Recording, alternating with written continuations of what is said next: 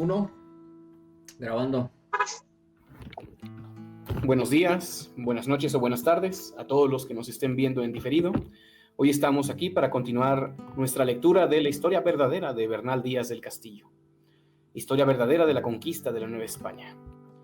Y pues procedamos a ello. Hoy continuaremos con el capítulo 3.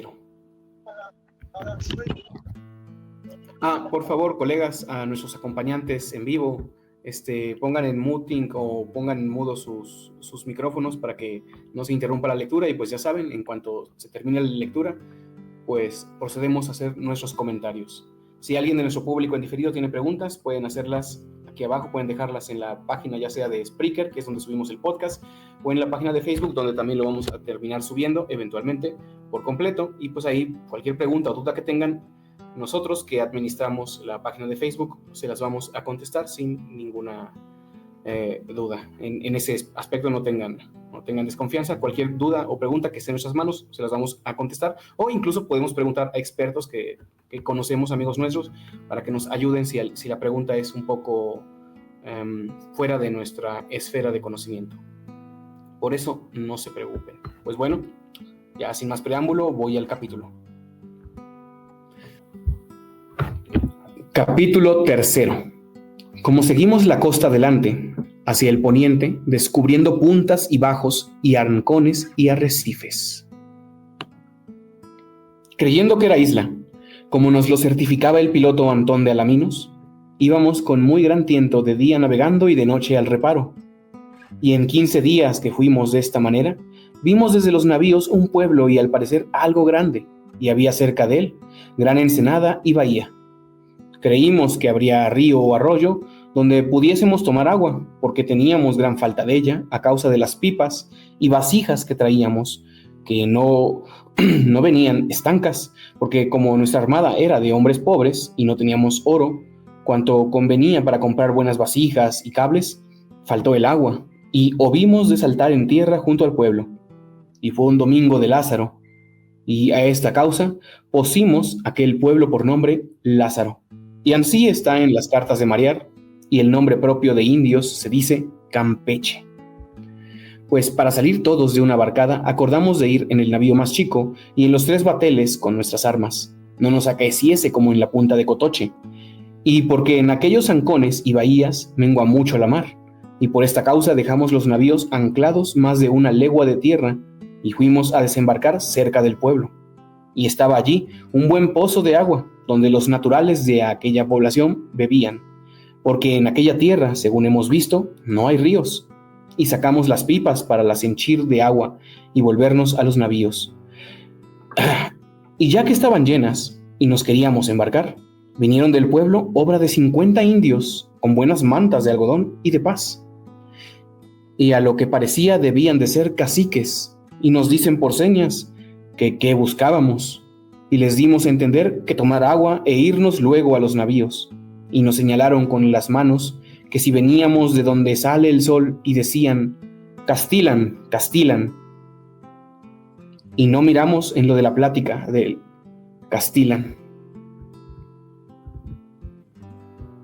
Y después de esas pláticas nos dijeron por señas que fuésemos con ellos a su pueblo, y esto vimos, tomando consejo, si iríamos o no, y acordamos con buen concierto de ir muy sobre aviso. Y lleváronos a unas casas muy grandes, que eran adoratorios de sus ídolos, y bien labradas, de cal y canto, y tenían figurado en unas paredes muchos bultos de serpientes y culebras grandes, y otras pinturas de ídolos de malas figuras, y alrededor de uno como altar, lleno de gotas de sangre, y en otra parte de los ídolos tenían unos como a manera de señales de cruces, y todo pintado, de lo cual nos admiramos como cosa nunca vista ni oída. Y según pareció, en aquella sazón habían sacrificado a sus ídolos ciertos indios para que les diesen victoria contra nosotros. Y andaban muchas indias riéndose y holgándose, y al parecer muy de paz. Y como se juntaban tantos indios, temimos no hubiese alguna salagarda como la pasada de Cotoche. Y estando de esta manera, vinieron otros muchos indios que traían muy roines, mantas, cargados de carrizos secos, y los pusieron en un llano. Y luego tras estos vinieron 2 escuadrones de indios flecheros, con lanzas y rodelas, y hondas y piedras, y con sus armas de algodón, y puestos en concierto, y en cada escuadrón su capitán, los cuales se apartaron un poco trecho de nosotros. Y luego en aquel instante salieron de otra casa, que era su adoratorio de ídolos, 10 indios que traían las ropas de mantas de algodón largas que les daba hasta los pies y eran blancas, y los cabellos muy grandes, llenos de sangre revuelta con ellos, que no se pueden desparcir ni aún peinar si no se cortan, los cuales indios eran sacerdotes de ídolos, que en la Nueva España comúnmente se llamaban papas, y así los nombraré de aquí adelante. Y aquellos papas nos trujeron sahumeríos como a manera de resina, que entre ellos llaman copal, y con braseros de barro llenos de ascuas nos comenzaron a sahumar, y por señas nos dicen que nos vamos de sus tierras antes que aquella leña que allí tienen junta se ponga fuego y se acabe de arder, si no, que nos darán guerra y matarán. Y luego mandaron pegar fuego a los carrizos, y se fueron los papas, sin más nos hablar. Y los que estaban apercibidos en los escuadrones para nos dar guerra, comenzaron a silbar y a tañer sus bocinas y atabalejos. Y desde que los vimos de aquel arte y muy bravosos, y de la punta de Cotoche aún no teníamos sanas las heridas, y aún se nos habían muerto 2 soldados que echamos a la mar, y vimos grandes escuadrones de indios sobre nosotros, tuvimos temor, y acordamos con buen concierto de irnos a la costa, y comenzamos a caminar por la playa adelante hasta llegar cerca de un peñol que está en la mar, y los bateles y el navío chico fueron la costa, tierra a tierra con las pipas y vasijas de agua, y no nos osamos embarcar junto al pueblo donde habíamos desembarcado por el gran número de indios que allí estaban aguardándonos, porque tuvimos por cierto que al embarcar nos darían guerra. Pues ya metida nuestra agua en los navíos y embarcados, comenzamos a navegar 6 días con sus noches, con buen tiempo, y volvió un norte que es travesía en aquella costa, que duró 4 días con sus noches, que estuvimos para dar al través, que tan recio temporal había que nos hizo anclear, y se nos quebraron 2 cables que iban ya agarrando el navío. Oh, en qué trabajo nos vimos, en ventura de que si se quebrara el cable íbamos a la costa perdidos, y quiso Dios que nos ayudaron con otras maromas y guindalezas. Pues ya reposado el tiempo, seguimos nuestra costa adelante, llegándonos a tierra cuanto podíamos para tomar agua de nuevo. Como ya he dicho, las pipas que traíamos no venían estancas, sino muy abiertas, y no había regla en ello. Y como íbamos costeando, creíamos que doquiera que saltásemos en tierra, la tomaríamos de jagüeyes o pozos que cavaríamos, pues yendo nuestra derrota adelante, vimos desde los navíos un pueblo, y antes de él, obra de una lengua, había una ensenada que parecía río o arroyo, y acordamos de surgir. Y como en aquella costa mengua mucho la mar y quedan muy en seco los navíos, por temor de ellos surgimos más de 1 legua de tierra, y en el navío menor, con todos los balteles, saltamos en aquella ensenada, sacando todas nuestras vasijas para tomar agua, y con muy buen concierto de armas y ballestas y escopetas, salimos en tierra a poco más de mediodía, y habría desde el pueblo a donde desembarcamos obra de una legua, y allí junto había unos pozos y maizales, y cacerías de cal y canto. Llamas este pueblo Potonchán. Hinchimos nuestras pipas de agua, mas no las pudimos llevar con la mucha gente de guerreros que cargó sobre nosotros, y quedarse aquí, y adelante diré de las guerras que nos dieron. Fin del capítulo. Bueno, camaradas, este capítulo ha sido interesante, tuvo sus momentos de intensidad, de drama, pero no culmina con una gran batalla. De hecho, a partir de este punto, en el siguiente capítulo ya ocurre una batalla que es bastante importante, en la cual lucha el guerrero conocido como Moch Cowoj, el líder maya que logra la derrota sobre las fuerzas de Francisco de Córdoba, y todo esto nos lo narra Bernal Díaz del Castillo. Entonces, creo que nos quedaremos en esta ocasión hasta aquí, y pues si gustan ya pueden hacer algunos comentarios o preguntas o dudas que pudieran caber debido al texto leído. Tengo una pregunta, Cristian, dime tú, las personas, la descripción que hace Bernal Díaz del Castillo está mencionando una secuencia, es casi un escenario en el cual van apareciendo poco a poco los indios y al final aparecen estos sacerdotes. ¿Era normal esto de que exista casi una escenificación, como un orden específico de aparición de los diferentes personajes? ¿O esto es totalmente casual? En lo personal, ni lo uno ni lo otro. A mí no me parece que sea lo normal, porque yo no he leído que un conflicto esté mediado bajo circunstancias como las aquí descritas, pero tampoco me parece que haya sido algo casual. Me parece que los nativos ya hasta cierto punto lo tenían planeado. De hecho, Bernal menciona que los mayas le dicen en algún momento castilan, posiblemente haciendo señas para referenciar que tenían conocimiento de Castilla, aunque bueno, ellos lo señalan de esta otra forma. ¿Por qué sabían de Castilla? Bueno, hay dos razones, hay dos formas en las que pudieron haberse enterado sobre Castilla o sobre los castellanos, que es seguramente a lo que se hace aquí referencia. Una sería por el famoso náufrago Jerónimo de Aguilar y su acompañante Gonzalo Guerrero. Aguilar, por cierto, va a ser rescatado más adelante en la expedición de Hernán Cortés, mientras que Gonzalo Guerrero prefiere quedarse con los mayas. Termina ascendiendo al grado de capitán. Me parece que llegó a ser un nacum, algo así como un gran capitán, un segundo al mando de los ejércitos mayas, y que pues alerta a los señoríos de la presencia de los españoles, y hay quienes creen que les enseña a combatir a estos en particular. Ahora, esto es posible que sea así, pero también sabemos que los mayas, y de hecho el mismo Bernal lo mencionó en el capítulo anterior, pues tenían una navegación bastante avanzada. Bernal llega a señalar que utilizaron de cuando en cuando embarcaciones con vela. Y en general, la evidencia arqueológica que hay en el Caribe pues demuestra que sí había contactos entre los caribeños, entre los taínos, pues con el mundo maya. Entonces, en este contexto, debo decir que es posible que los mayas llegaran a tener conocimiento de los españoles, de los castellanos en particular, pues por estos contactos con los caribeños, ¿no? Con los taínos que ya habían convivido con los españoles por mucho tiempo. Más adelante también vamos a ver que pues, los mismos españoles se encuentran con una mujer taína que estaba entre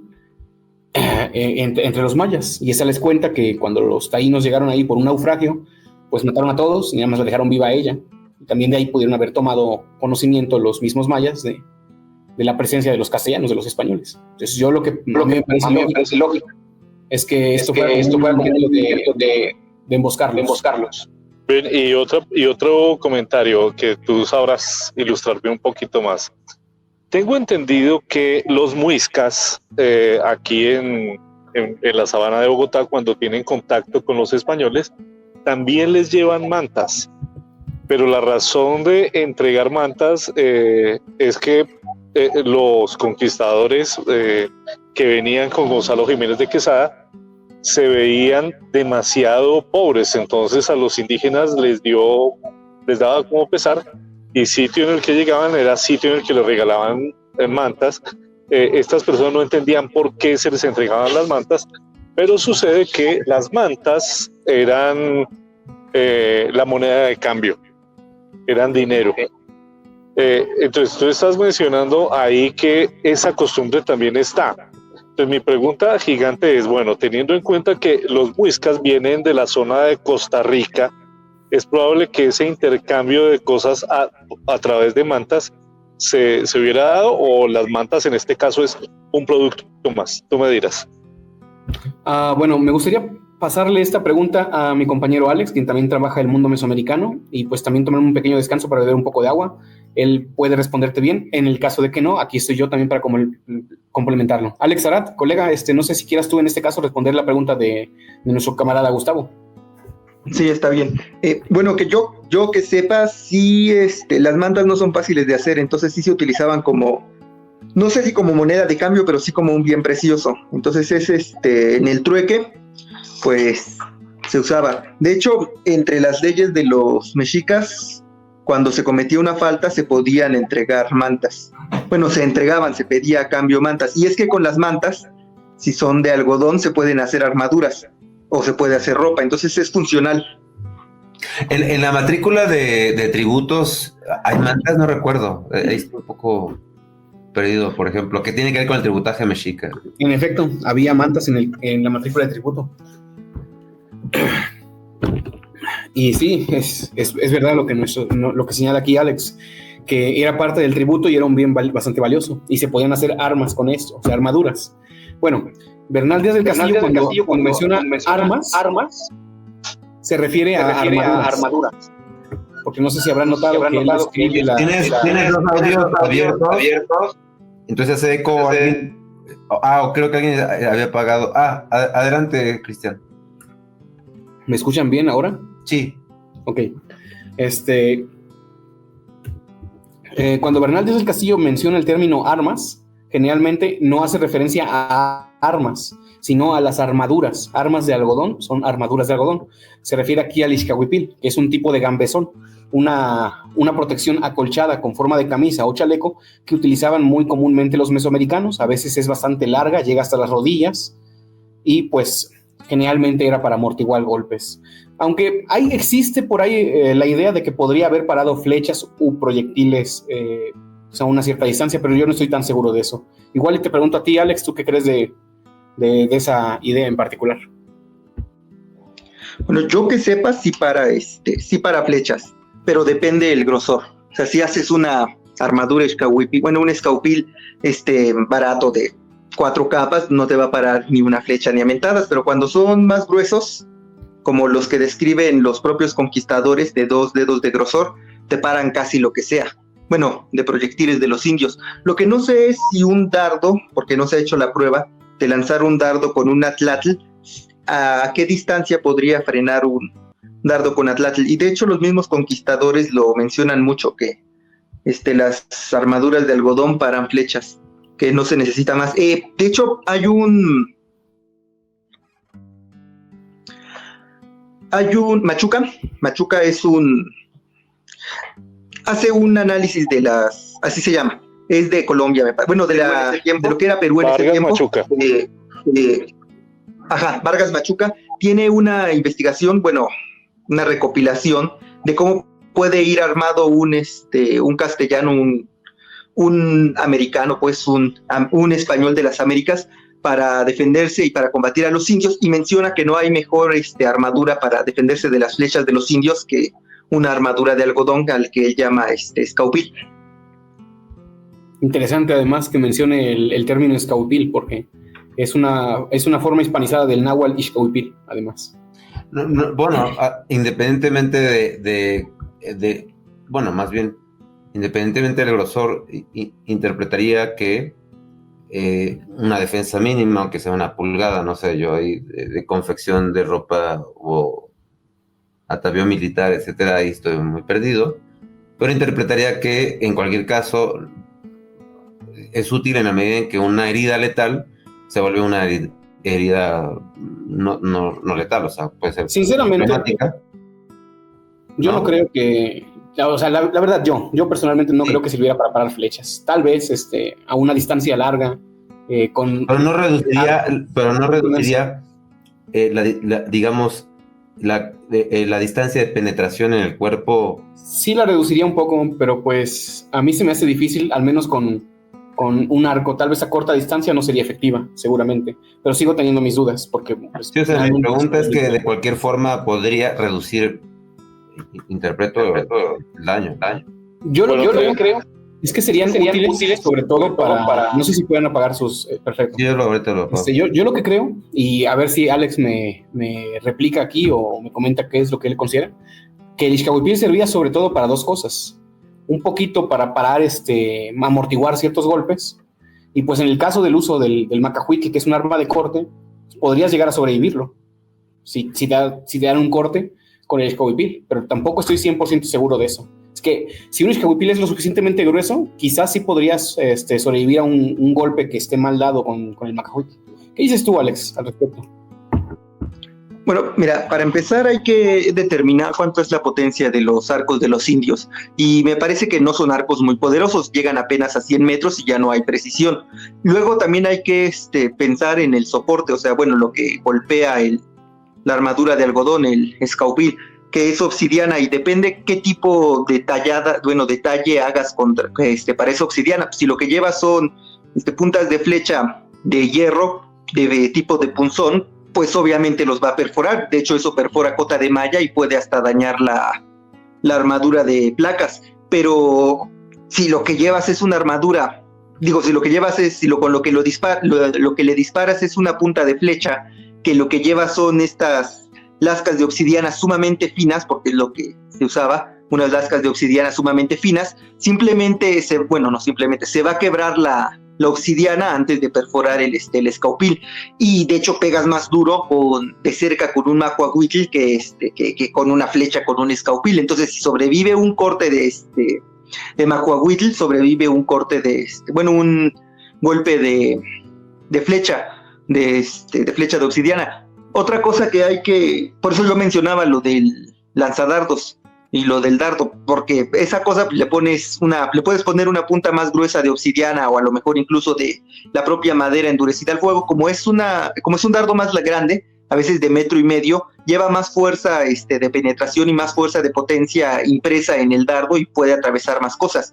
De hecho, he visto videos en donde con un atlatl que se compran los gringos de México y van y lo practican allá en Estados Unidos, a 20 metros le disparan a carros y atraviesan, y solo con la madera endurecida atraviesan los carros.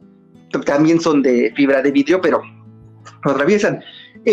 Habría que hacer el experimento para ver si un escaupil de suficiente grosor resiste. Además, me parece que también algunos llevaban, algunos no me parece, algunos llevaban armaduras de cuero. Me refiero a los indios, no sé si los mayas, pero los indios llevaban armaduras de cuero a veces. En las pinturas de Bonampak aparece un gobernante maya que lleva posiblemente un Ixcahuipil, que lleva encima la piel de jaguar. No sé si has visto las pinturas de Bonampak. Sí, ya sé cuáles dices.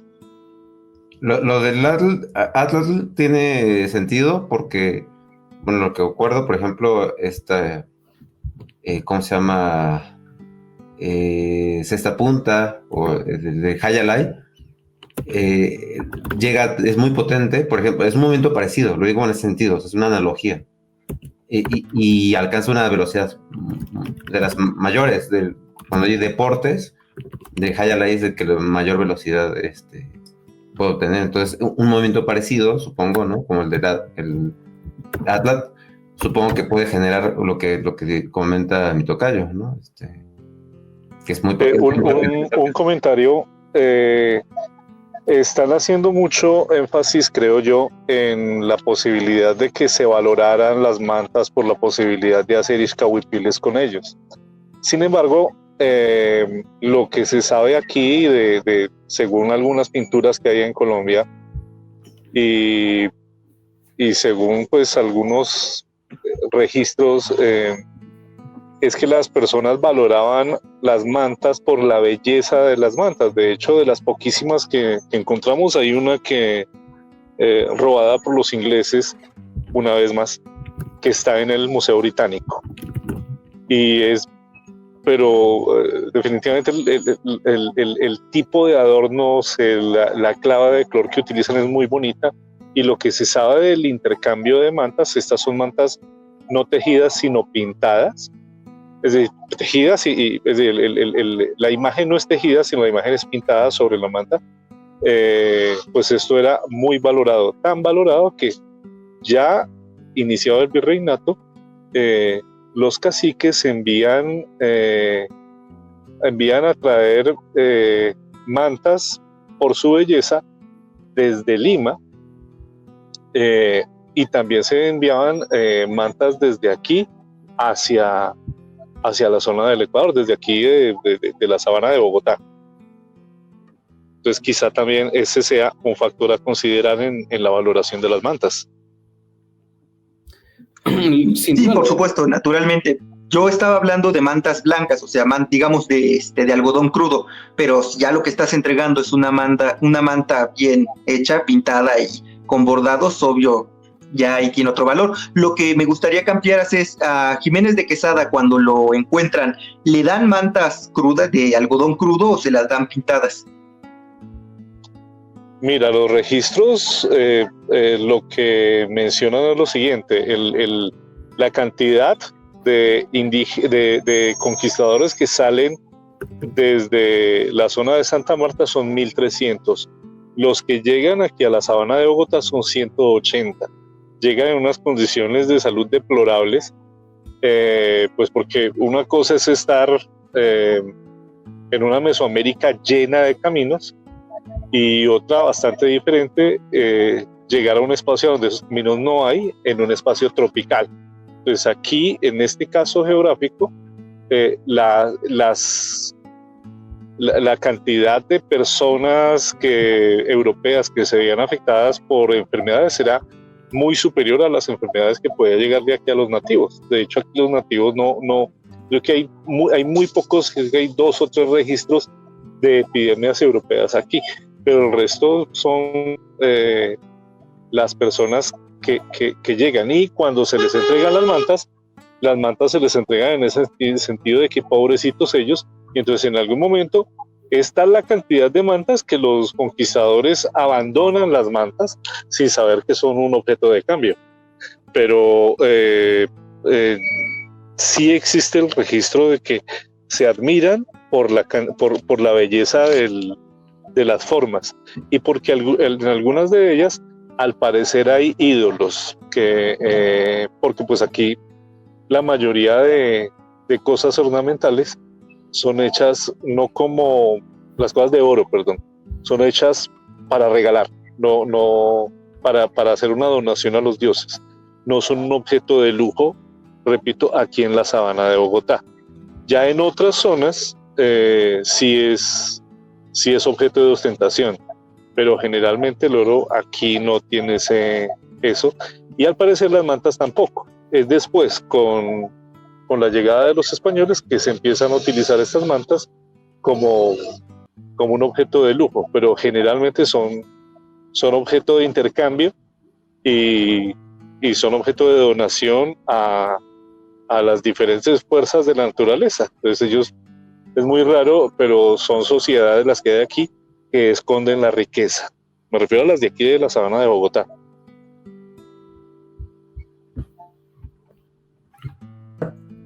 Sobre lo que Cristian decía sobre la efectividad de la Ixcahuipile, que bueno, a primera instancia, por ser de algodón, uno creería que no es tan resistente contra flechas, pero la cuestión es que era un algodón muy trenzado y funcionaba como una armadura de placas europea, y de hecho era bastante superior en varios aspectos, ¿no? Por ejemplo, no se oxida, es más ligera, requiere menos mantenimiento, respira mejor en el aire, ¿no? Es menos caluroso tener un Ixcahuipilli, pero además de esos, el Ixcahuipilli ya se probó con puntas de hierro, y la cuestión es que el Ixcahuipilli atrapa la punta de fierro, no la deja entrar, y las pocas que pueden entran superficialmente, o sea, causan una lesión muy mínima.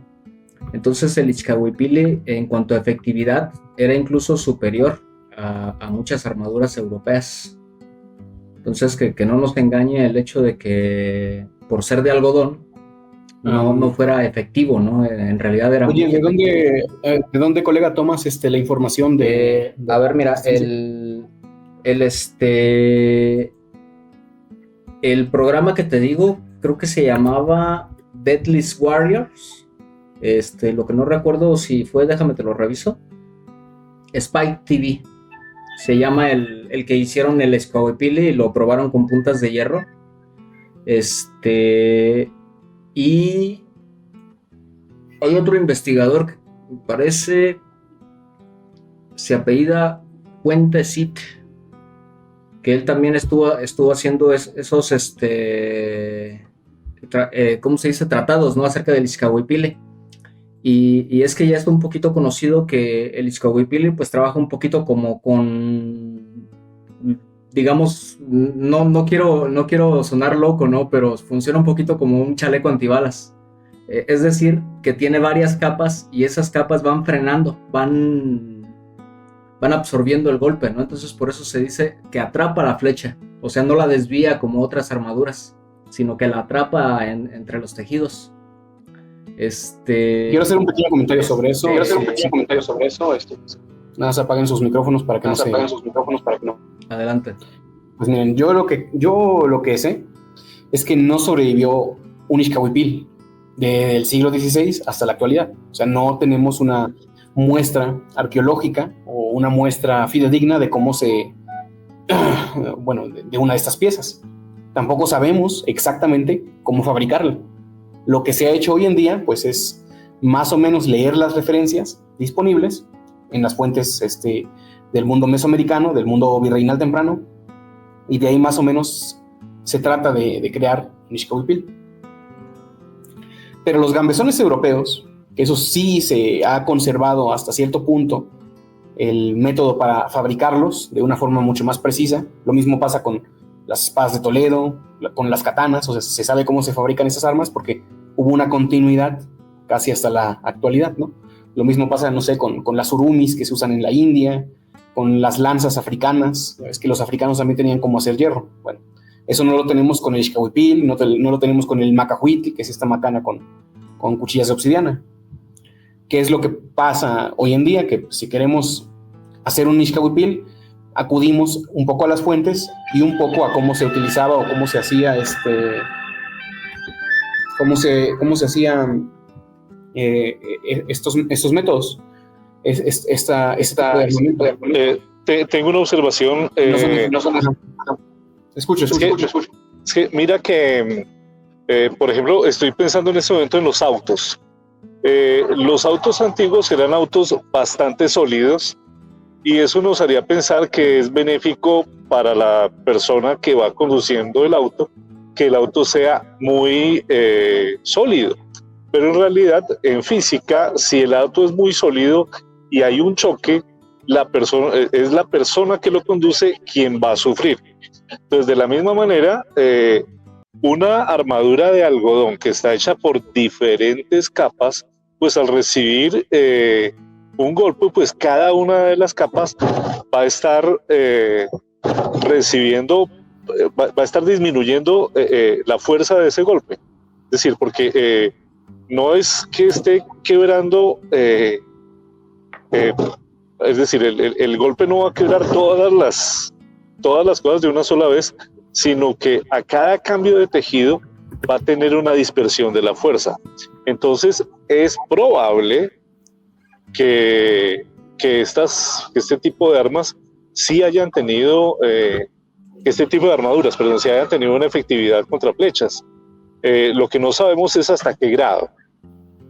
Pero para mí es decir, atendiendo a esto, que es una cuestión netamente física, yo creo que sí debería tenerla, porque pues de otra manera, pues en unos momentos en los que estamos en unas guerras con proyectiles, estoy hablando de piedras, estoy hablando de flechas, de lanzas, pues no hubiera sido tan ampliamente aceptado, creo yo. Bueno, aquí quería terminar mi idea anterior, pues es que cuando vemos los gambesones que se usaban en Europa, pues el gambesón no era efectivo para parar flechas, o heridas de corte no era tan efectivo, tampoco, menos de penetración. Entonces, considerando que sabemos cómo se hacía un gambesón europeo, considerando que sabemos qué tan vulnerable es en contra del uso de flechas con punta de metal, pues lo más seguro es que el Ixcahuipil pues tampoco fuera efectivo realmente contra flechas de punta de metal. Y también me parece que es un poco raro pensar que sería más ligero o más transpirable que una armadura, porque bueno, es como llevar una chaqueta en verano, es como llevar un suéter grueso a la guerra, y no es que esa sea la forma más fresca de andar. Y eso lo digo porque yo he usado Ixcahuipil, por ejemplo, cuando estuve contigo, Gustavo, no sé si recuerdas la sesión de fotografías que hicimos. Sí. Pues este personaje, Bertín Salazar, nos llevó Ixcahuipiles y pues me puso uno. Con eso yo te puedo asegurar al 100% que no andas muy fresco en medio de una batalla que puede durar hasta 3-4 horas. Te vas a agotar, te vas a empapar en sudor. Es más, hasta una cota de malla me parece más fresca que un Ishkahuipil chance y no que una armadura. O sea, una armadura de placas evidentemente es mucho más pesada, seguramente tiene varias desventajas, pero el equipo europeo es mucho mejor que un Ishkahuipil. Y la verdad es que la razón por la que los españoles acudían al uso del Ishkahuipil no es porque fuera mejor, o bueno, yo es lo que creo. Se lo digo a mi colega Manuel, que su opinión es respetable. De hecho, yo he notado que Manuel suele darnos muchos aciertos, pero en este caso yo tengo mis dudas porque aparte de que yo sé cómo son esos artefactos más o menos, tampoco es que tengamos una visión exacta de cómo eran, no me parece que sea mejor que el armamento europeo, ¿sabes? Es como un gambesón y los gambesones eran vulnerables. Y además, si no sabemos exactamente cómo se hacía, pues quién sabe cómo hicieron los de ese programa, pues para replicar un Ishkahuipil, ¿no? O sea, puede ser que incluso usaran técnicas modernas para intentar crear algo más parecido a un chaleco antibalas, y pues de allí es que descubrieran que era efectivo, pero se basarían en interpretaciones muy, muy, muy, muy modernas. Porque hasta donde yo sé, un Ishkahuipil es como un gambesón, y un gambesón no es particularmente efectivo. Y además, es algo grueso, que equivale casi a llevar un saco, o mucho más grueso que eso incluso, y obviamente es más caliente entonces que llevar una simple armadura, o es parecido en todo caso. O sea, no es que anduvieran súper frescos. Si se utilizaban bastante, es porque los españoles que llegaron en esta expedición, ya lo estamos viendo, Bernal Díaz lo dice, pues no eran gente de mucho dinero, no eran gente opulente.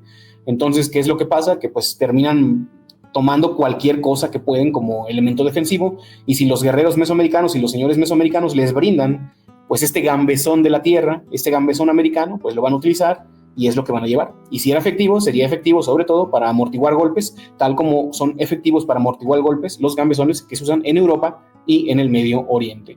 Pero existe una pequeña posibilidad, una brecha, de que yo esté equivocado. ¿Por qué?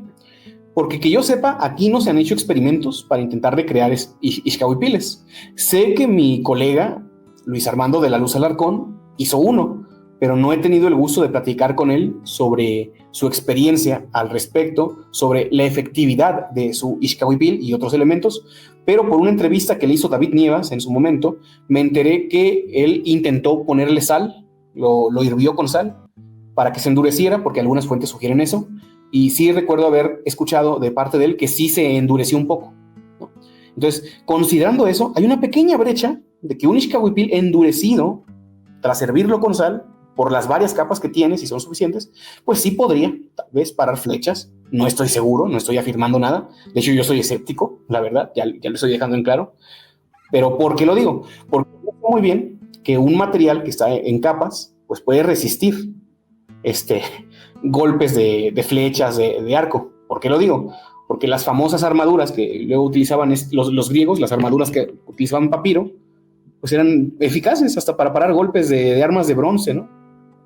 Entonces pienso yo, pues si se trata de un material de capas pero endurecido, pues existe la posibilidad de que sea efectivo.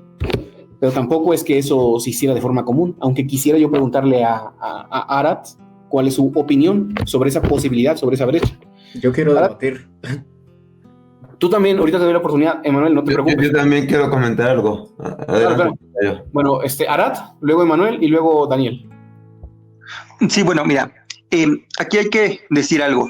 Para empezar, que volviendo a Vargas Machuca desaconseja el uso de escudos para combatir contra los indios y prefiere el uso de escaupiles, es decir, estas armaduras de algodón grueso, porque la flecha no es lo suficientemente fuerte. Hay que hacer una también, bueno, yendo a esto, la armadura que tú estás hablando se llama linotórax o linotórax, la utilizaban los griegos, pero también hay que tener en cuenta que el arco de los griegos es un arco que se parece más al de los mesoamericanos, es un arco con no mucha potencia, y las flechas de los griegos a veces eran de cobre, no de bronce, y eso que estaban en la edad de hierro. Entonces no es un arma muy poderosa, pues. Entonces cuando Alejandro Magno va con su linotórax, pues sí le para golpes. También es cierto que no, la descripción que se ha hecho de los linotórax y el que se encontró de Filipo el Grande, bueno, de Filipo el padre de Alejandro en su tumba, no es demasiado grueso, está hecho de lino, no de papiro. Algodón, digo, perdón, no sé, ahí me perdí, pero papiro, ¿no? Son de lino. Los linotórax se hacen de lino. Puedes buscarlo, incluso hay descripciones en las fuentes clásicas. Hasta el nombre tiene la palabra lino. Sí, Sí. tórax. Son de lino. Bueno, volviendo a esto, no son muy gruesos, pero bueno, comparado con lo que se describe de los escaupiles. De los escaupiles se describe que son de 2 dedos de grosor. Vargas Machuca, como dije, desaconseja el uso de escudos y prefiere el uso de escaupiles, pero aquí hay una ventaja que tenemos, y es que la misma forma en la que se fabricaban los escaupiles es la misma forma en la que se fabricaban las armaduras de cuero que utilizaban los conquistadores. Bernal Díaz, no me acuerdo si es Bernal Díaz u otros, pero hay varias menciones de que utilizan armaduras de cuero doblado, dobladuras de cuero, y dicen que que se fabrican igual que como se fabrican los escaupiles. Ahora, casi nadie lee a este señor Suárez de Peralta. Suárez de Peralta es muy importante en un momento en el que él está hablando al rey de cómo se fabrica en esta tierra el algodón. Él dice que el algodón queda mucho más suave que el que se hace en Europa, pero que además queda más resistente, y entonces hace toda una mención de cómo es que los indios fabrican el algodón, y te dice cómo lo fabrican, que están parados, que se tiene que hacer mucha fuerza, bla, bla, bla, bla, bla, bla, bla. Entonces, si tomamos la armadura de cuero, que sí han sobrevivido, que son estas famosas armaduras de los dragones de cuera, de hecho los dragones de cuera retoman esta herencia de las dobladuras de cuera. Si tomamos la armadura de cuera de los dragones de cuera, la hacemos de algodón, probablemente nos va a salir un escaupil. Ahora, si las armaduras de cuera de los dragones de cuera son dobladuras, o sea, tú tienes un pedazo muy grande de cuero y lo vas doblando para hacer lo que, bueno, no sé cómo hagan los escaupiles ahora, ¿verdad? Me imagino que ponen capa sobre capa. En realidad lo que hacen para hacer las armaduras de cuera, lo que utilizan es doblar el cuero para que quede uno sobre otro y dé esta impresión, bueno, esta sensación de amortiguamiento. Entonces se puede utilizar el modelo de los dragones de cuera, bueno, de las armaduras de cuera, para replicar un escaupil. Yo en realidad sí creo que sea más resistente que un gambesón, y ni siquiera tienes que echarlo en salmuera. De hecho no sabemos en qué lo echaban. Dice que la fuente lo que dice es que los echan en un líquido con sales, no en específico sal, con sales. No sabemos qué sales, porque por ejemplo estos gambesones los sumergían a veces en vino para que con eso se endurecieran, pero la descripción de un gambesón es que es más delgado que un escaupil. Entonces, si un gambesón no resiste, pero también es más delgado, puede ser. Además, los gambesones los hacían con tela de esta cosa que se llama lana. La lana no te va a resistir tanto como el algodón. Y si lo que dice Suárez de Peralta es cierto, y el algodón en el mundo americano es de mayor calidad, más duro y más suave que el europeo, bueno, entonces no le veo mucho problema que el escaupil lo pueda defender. Y por algo los conquistadores lo toman. De hecho, Bernal ahorita nos habla de sus armas de algodón, pero Bernal nos va a estar describiendo todo el tiempo que él lleva armas de algodón, nunca lleva un peto. Y vuelvo a lo mismo, no solo Bernal es pobre, todos los que vienen también bueno, no todos, varios de los que van a venir con Cortés son pobres, y supongo que el propio Cortés los va a tener que armar.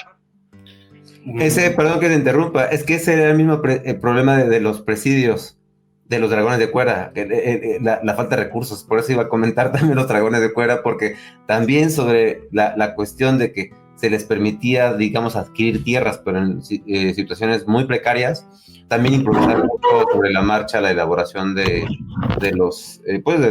su armamento, ¿no? Ahorita yo lo comento con más precisión para que comente Manuel, pero justamente esa era también la cuestión que pasaba con los dragones de cuera. De acuerdo. Emanuel, ¿quieres comentar? Querías replicarme algo, ¿no? Sí, Cristian, ¿cómo me dices que no se conservaron Ixcahuipiles cuando te comenté el programa de televisión? Y luego me dices que tú probaste uno. O sea, un Ixcahuipil, pero una réplica un recreado. Sí. Un recreado. Pues es una recreación. Los recreadores muchas veces se fijan más en lo visual, ¿no? En efecto. Bueno, hay que ver ahí un punto que yo quisiera comentar, y es que el gamblezón no trabaja de la misma manera que un Ixcahuipile. Un Ixcahuipile sería más equivalente a una armadura de placas, que sí está hecha para recibir el golpe y hacer lo que comenta Gustavo, que es reducir la velocidad del golpe en tanto va avanzando, mientras que el gamblezón lo que hace es desviar la flecha. No está hecho para recibirla así de frente como tal, sino que está hecho más para desviar la flecha. Y hay un ejemplo de lo que mencionas, creo que eran los mongoles, los que utilizaban una armadura que llevaba cuero y seda, y se supone que el cuero como que ralentizaba el paso de la flecha, y la seda, por su flexibilidad y resistencia en varias capas, terminaba amarrando la flecha, ¿no? De hecho, te quería comentar el ejemplo. No te iba a decir de los mongoles, pero sí te iba a decir de una capa que se llama oro, que la utilizaban los samuráis. Y pues estamos hablando de una prenda que es totalmente flexible, que es muy delgada incluso, no está endurecida ni en absoluto. El oro lo que tenía el de los samuráis es que al llenarse de aire, no solamente actuaba para ralentizar la flecha, sino que también la desviaba, ¿no? Es un ejemplo de una prenda que podría decirse es demasiado ligera, pero que sirve en su propósito de desviar la flecha. Y el Ixcahuipilli, recuerdo por ahí también haber leído que aparte de estar trenzado, de ser un algodón trenzado, que ahorita ya comentaban que incluso se ocupaba mucha fuerza para trenzarlo del modo en que lo hacían, tenía también tejido de maguey y pelo y pluma. O sea, esto actuaba más como adorno, pero volvemos a lo mismo, eran más capas. Y la otra cosa que te quería replicar en cuanto a lo que comentaste, que te pusiste uno y tú igual sentías calor, es pensar un poquito en relativo, ¿no? ¿Con qué sentirías más calor? ¿Con ese suéter, con ese Ixcahuipilli que comentas que te pusiste y que aún así sentías calor? ¿O con un gamblezón calentándose con el sol del Yucatán, ¿no? Sí, tiene sentido lo que señalas, sí, ¿no? Un gambesón hecho de lana, solo por ser de lana seguramente sería más caliente, ¿no?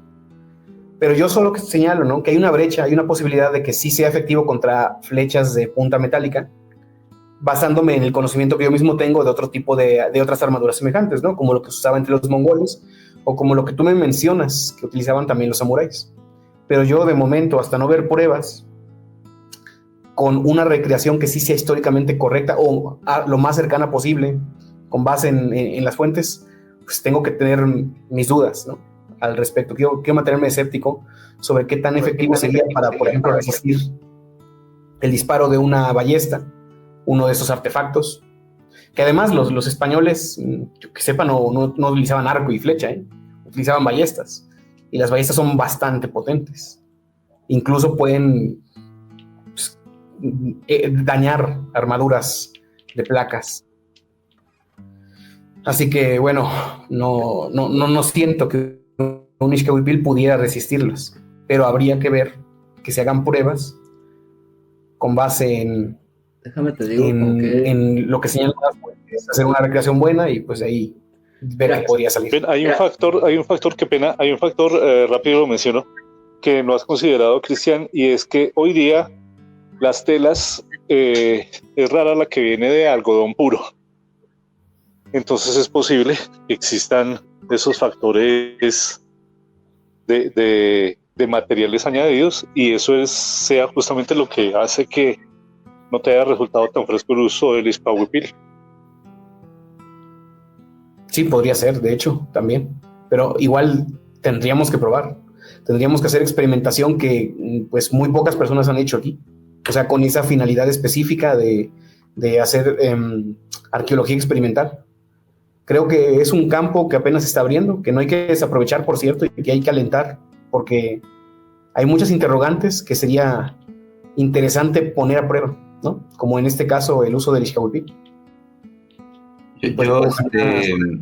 Bueno, Daniel, te doy la palabra. Sí, es que justamente recuerdo que se elaboraban igual los dragones de cuera, y en general pues la gente que justamente iba colonizando en el sentido de poblar, y así se decía en los documentos, colonizar es poblar el norte de México, Estados Unidos, todo esto. Recuerdo que pues justamente se usaban recursos muy limitados, pero se empleaban técnicas y materiales de toda la vida de aquí. Entonces recuerdo que esto del algodón, cuando ayunamos, nuestro cuerpo cambia de usar glucosa como fuente principal y aquí en Colgón, y si recreamos algo como algo del siglo XVIII, yo sé que no es lo mismo, pero algo del siglo XVIII con el combate que había con pueblos cazadores recolectores del norte de México y Estados Unidos, es decir, en circunstancias, supongo, limitadas tecnológicamente, pues son grupos cazadores recolectores, se empleaban materiales también muy elementales con lo que había, y más el clima, o sea, con el desierto, el reflejo de la luz con el metal, no me quiero imagínate, o sea, debe ser y el peso, una cosa terrible. Entonces decía, por ejemplo, buscándole, hay un autor que se llama José María Bueno, y encontré esto, ¿no? Pero yo decía, es que ya lo había leído, pero de los dragones. Y decía, en la provincia de Coahuila, Nuevo León y Texas, usaban cueras entrelazadas de algodón, las cuales eran menos útiles que las de 7 pieles de gamuza que solían usar en las otras provincias, pero se usaban. Y luego dice, recuerda un poco lo que decía mi tocayo sobre las placas, que podría ser equivalente a las placas. Aquí es que lo dice muy curiosamente, dice, en 1779 el teniente de Luis Bertucat de la milicia de Arizpe ideó y propuso la fabricación de corazas metálicas que ofrecían mejor protección que las cueras. Estas corazas estaban construidas con laminillas de hoja de lata imbricadas, ¿no? Yuxtapuestas, las cuales, según pruebas que se practicaron en Chihuahua, eran capaces de resistir un flechazo disparado desde una distancia mínima de 8 pasos y un lanzazo dado por un soldado en plena carrera, ¿no? Entonces, es lo único que encontré, pero digamos, creo que la recreación o buscar más del siglo XVIII nos da ciertos elementos, no es lo mismo, yo lo sé, para tratar de hacer esas analogías, ¿eh? Me parece muy interesante porque eso pasó también en los presidios. Y ya. Sí, es interesante. Sobre todo porque sí, también sabemos que los mesoamericanos utilizaban a veces el cuero también para crear el ejuatl, que es este tipo de chaleco que servía para protegerte y que iba cubriendo el Ixcahuipil. ¿Tú qué dices, Alex? Arat. Pues yo digo que sí. Bueno, volviendo a lo mismo, yo digo que sí. Además hay que tener en cuenta qué tipo de ballesta usaban los conquistadores. No usan ballesta de cuero, ni de poleas, ni nada. Usan una ballesta que se llamaba ballesta de mano, que se tensaba con un aparato que se llamaba alas de cuervo, creo que se llama, o pata de cabra, ahorita no me acuerdo exactamente el nombre. No es una ballesta muy poderosa, no es la ballesta más poderosa que te vas a encontrar, entonces quizá sí rebote contra un escaupil disparado desde mucha distancia, pues no sé, 100 metros, a lo mejor ahí sí rebota la ballesta, ahí sí habría que hacer pruebas, ¿no? Claro, contra maniquís, porque no voy a hacer la de mala, sí. No, sí, contra maniquí, imagínate, fallas, le das en el ojo. Entonces tú sí crees que el Ixcahuipil va a sobrevivir a un ballestazo. De palo, yo casi estoy seguro que sí. No a quemarropa, pero sí. Yo creo que sí recibe. Además, no creo que sea solo el escaupil. O sea, también estaba hecho con fibras de maguey, que es lo que mencionaron. Un tipo de maguey es el nequén, ¿no? Entonces, imagínate, le pones a eso de fibras de nequén en el corazón del escaupil y a ver que lo atraviesa. De hecho, yo le he disparado a quemarropa a una bolsa de nequén con un arco y con una flecha, con un arco que hice, tiene más o menos la potencia de un arco de esos tiempos. Lo hice con PVC. Yo le he disparado a quemarropa con una flecha con punta de metal y ha rebotado la flecha y estamos hablando de nequén. Y era solo una bolsa. Así apilado. O sea, como colocado. Era una bolsa de nequén que me encontré en la calle. Simplemente agarré mi arco, lo puse, lo paré, pues lo sostuve de una de las canchas había unas canchas de fútbol, entonces lo sostuve de una de las porterías y le disparé a quemarropa, eran como unos 10 pasos justamente, le disparé y la flecha rebotó. De acuerdo. Bueno, es un experimento interesante. Quería comentar dos cosas. Primero, contracortes, ¿no? No sé qué tan válido sea compararlo con las capas españolas o con otras prendas. Ya ven que en esgrima, a falta de escudo, pues es muy válido agarrar la capa y enredártela en el brazo para hacer el modo de escudo, ¿no?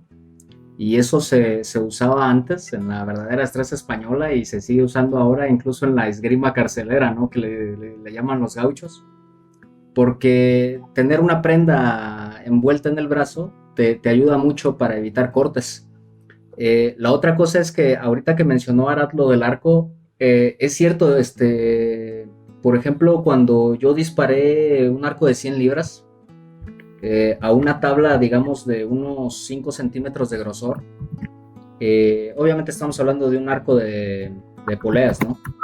El disparo atravesó y hizo una destrucción, fue devastador para la tabla el disparo de la flecha.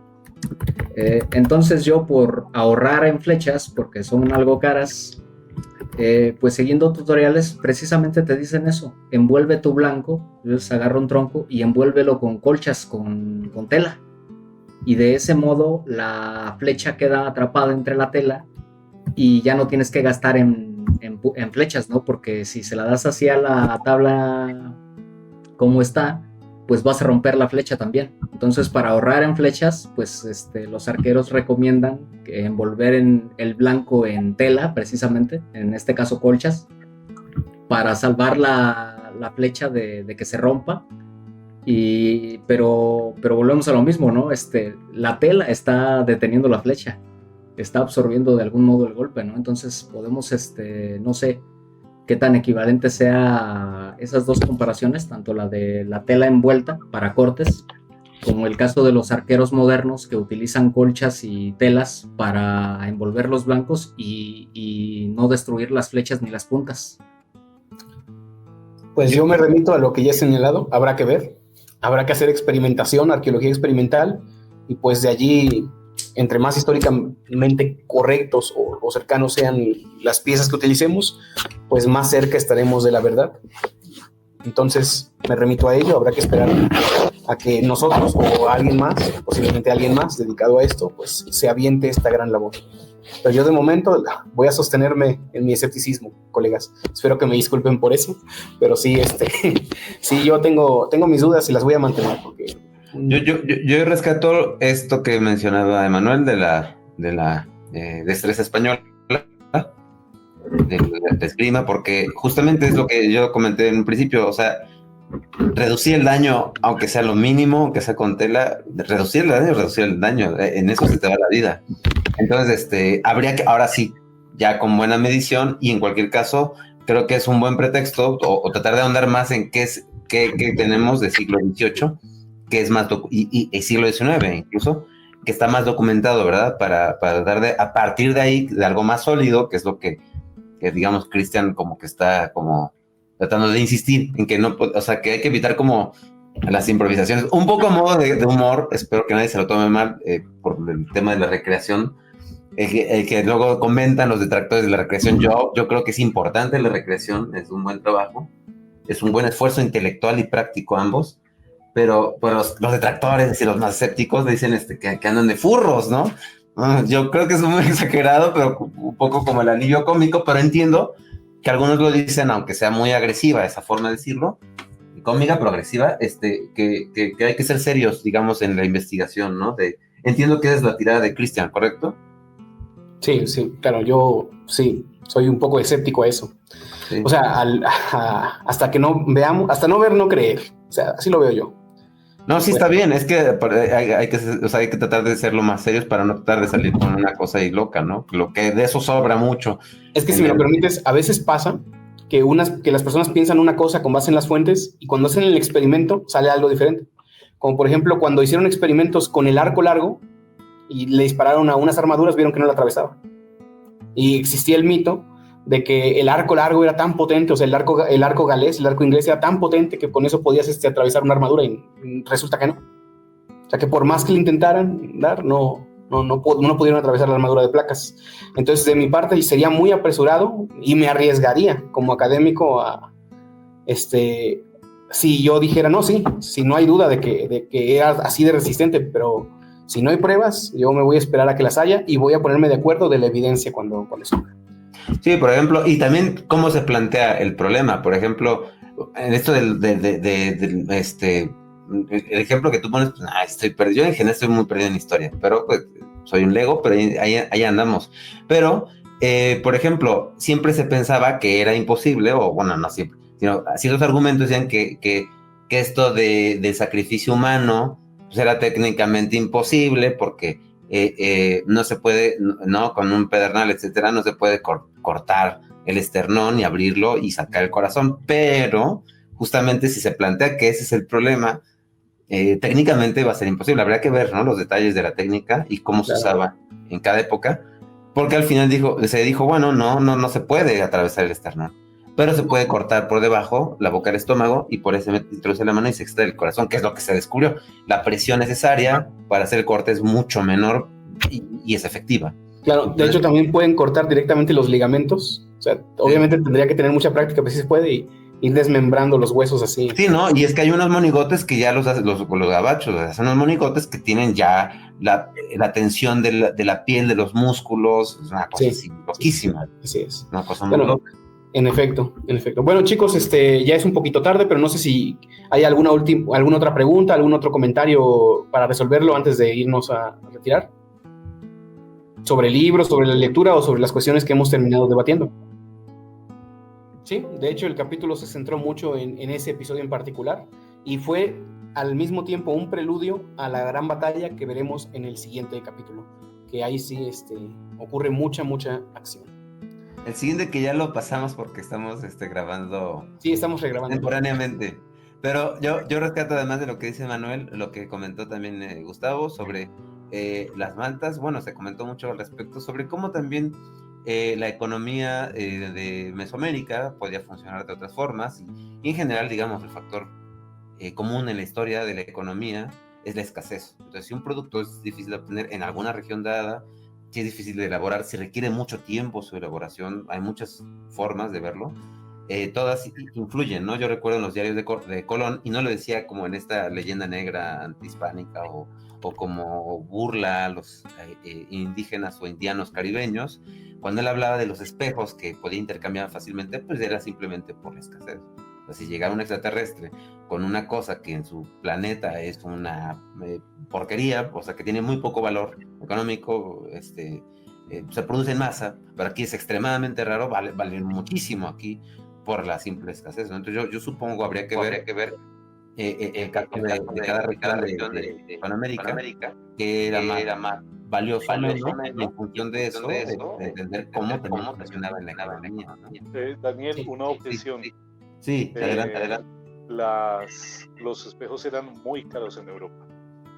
Y una de las pruebas de su costo es justamente que el rey francés se mandó a hacer un salón para ufanarse de su riqueza, que es el Salón de los Espejos en Versalles.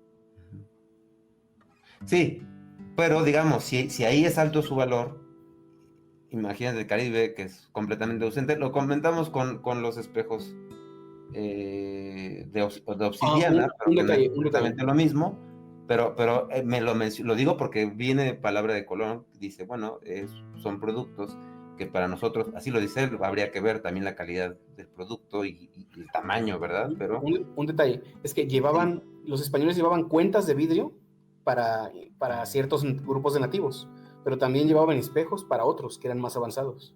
Sí, pero él lo mencionaba como objetos que son de bajo valor. O sea, también habría que ver la calidad de esos materiales, pero sí, lo digo porque el propio Colón menciona, pero la precisión de Gustavo es muy buena.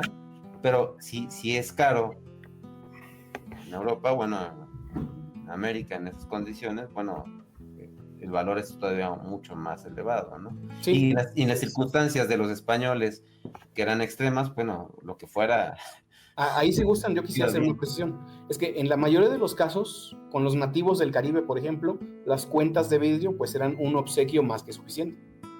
Pero con sociedades más avanzadas, sí, claro, los espejos eran algo que estaba accesible, eso sí, al bolsillo de los conquistadores, aunque era un bien mucho más caro que la mayoría de regalos que se podían otorgar.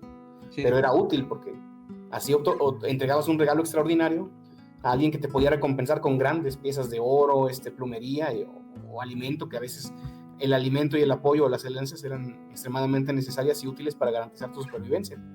Pero es un poco de ambas. Sí, un poco ya, como en breve, o sea, como lo que decía el propio, no solo precisando, ¿no? Lo que decía Colón, como en términos muy generales, es que no partía de una mala fe al escribirlo, como lo describe, que fuera abusivo o que los estuviera timando, ni mucho menos. Simplemente dice, bueno, esos productos, estos objetos que en realidad son como una suerte de baratijas, no tengo ahorita la cita exacta, por la escasez que había justamente ahí, que es algo que no había ahí, llamaba mucho la atención, y algo que no nos representaba tanto valor, nos permitió intercambiar por bienes que no eran urgentes, como alimentos, bla, bla, bla. Claro. Nada más era eso, ese detalle. ¿Cómo funciona la escasez, ¿no? En el valor de los productos. Es una buena precisión, considero yo. Y claro, con el matiz que nos comenta nuestro colega Gustavo, todavía más se enriquece uno en cuanto al conocimiento de este contexto. No, totalmente. Pues no sé si Alex y Emanuel y Alejandro quieran también comentar alguna cosa antes de ir a retirarnos. ¿Algún saludo de despedida, comentario final? A ver. Bueno, muchas gracias, estuve atento escuchándoles toda la conversación. Solo me llamó la atención que, y perdón la precisión, siempre estáis hablando en tercera persona de lo español, cuando básicamente es la base de la Nueva Hispania. O sea, vosotros sois novohispanos, entonces me llama siempre la atención cada vez que escucho algún análisis, tanto para Mesoamérica o para los Andes o para el Caribe. Siempre se habla en tercera persona de los que hablamos español. Entonces, como que la nacionalidad española llegó, le tomó, como que José Díaz de Bernal tal vez tenía la nacionalidad española, cuando era un castellano súbdito del rey, como cualquiera que podía haber sido, un aragonés, pero no había la nación española. Todo, incluso para el mismo español le queda muy grande incluso el término España, porque se quedó con el nombre, ¿no? Entonces a mí me llama más la atención ese punto, de ahí interesantísimo. No me he dedicado a estudiar a los pueblos amerindios, bueno, sí, a los pueblos amerindios en su totalidad, salvo ciertos aspectos relevantes, por ejemplo, de los incas, algo más, sobre todo de los incas y la guerra civil inca, que es algo importantísimo. Pero de ahí les felicito por el análisis que habéis hecho sobre la vestimenta, y justo me llamó más la atención ir a investigar más sobre cómo era la vestimenta incluso de acá, de los indígenas de lo que actualmente es el Ecuador, pero sobre todo porque ciertas modas castellanas se trajeron acá. Pero es algo curioso, ¿no? Acá se tiene el anaco, se tiene ciertas vestimentas con encajes, que es básicamente moda castellana. Pero muchas gracias por la invitación, muy, muy ilustrativa vuestra charla. Qué bueno que nos también aceptaste la invitación, es muy valioso todos los comentarios, y bueno, pues yo en particular, por eso hasta te digo profesor, porque es una profesión muy noble también la que te encargas y tienes, y por eso muy valioso también tenerte aquí cerca. Qué bueno que nos hayas acompañado. Ojalá nos sigas acompañando cuando se pueda. Bienvenidísimo. No, muchas gracias. Voy a seguir. Me avisáis cuándo, y encantado para escucharles, porque sí me llama la atención. Entonces, me gustaría, si hay otros cronistas de Indias que también vayáis a tratar.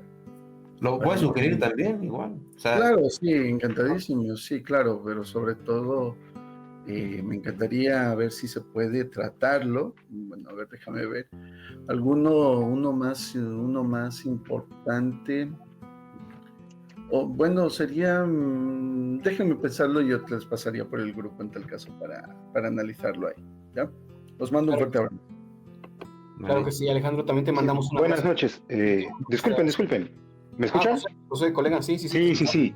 Me gustaría más bien responder un poco a la pregunta de Alejandro, que de hecho suena hasta un poco más sociológica, porque hay que considerar un dilema bastante importante que ocurre en toda Hispanoamérica, que está bien, que lo... ¿A qué pregunta vas a responder en particular para las personas que nos están siguiendo? Sí, su pregunta sobre el por qué hablar en tercera persona de los españoles.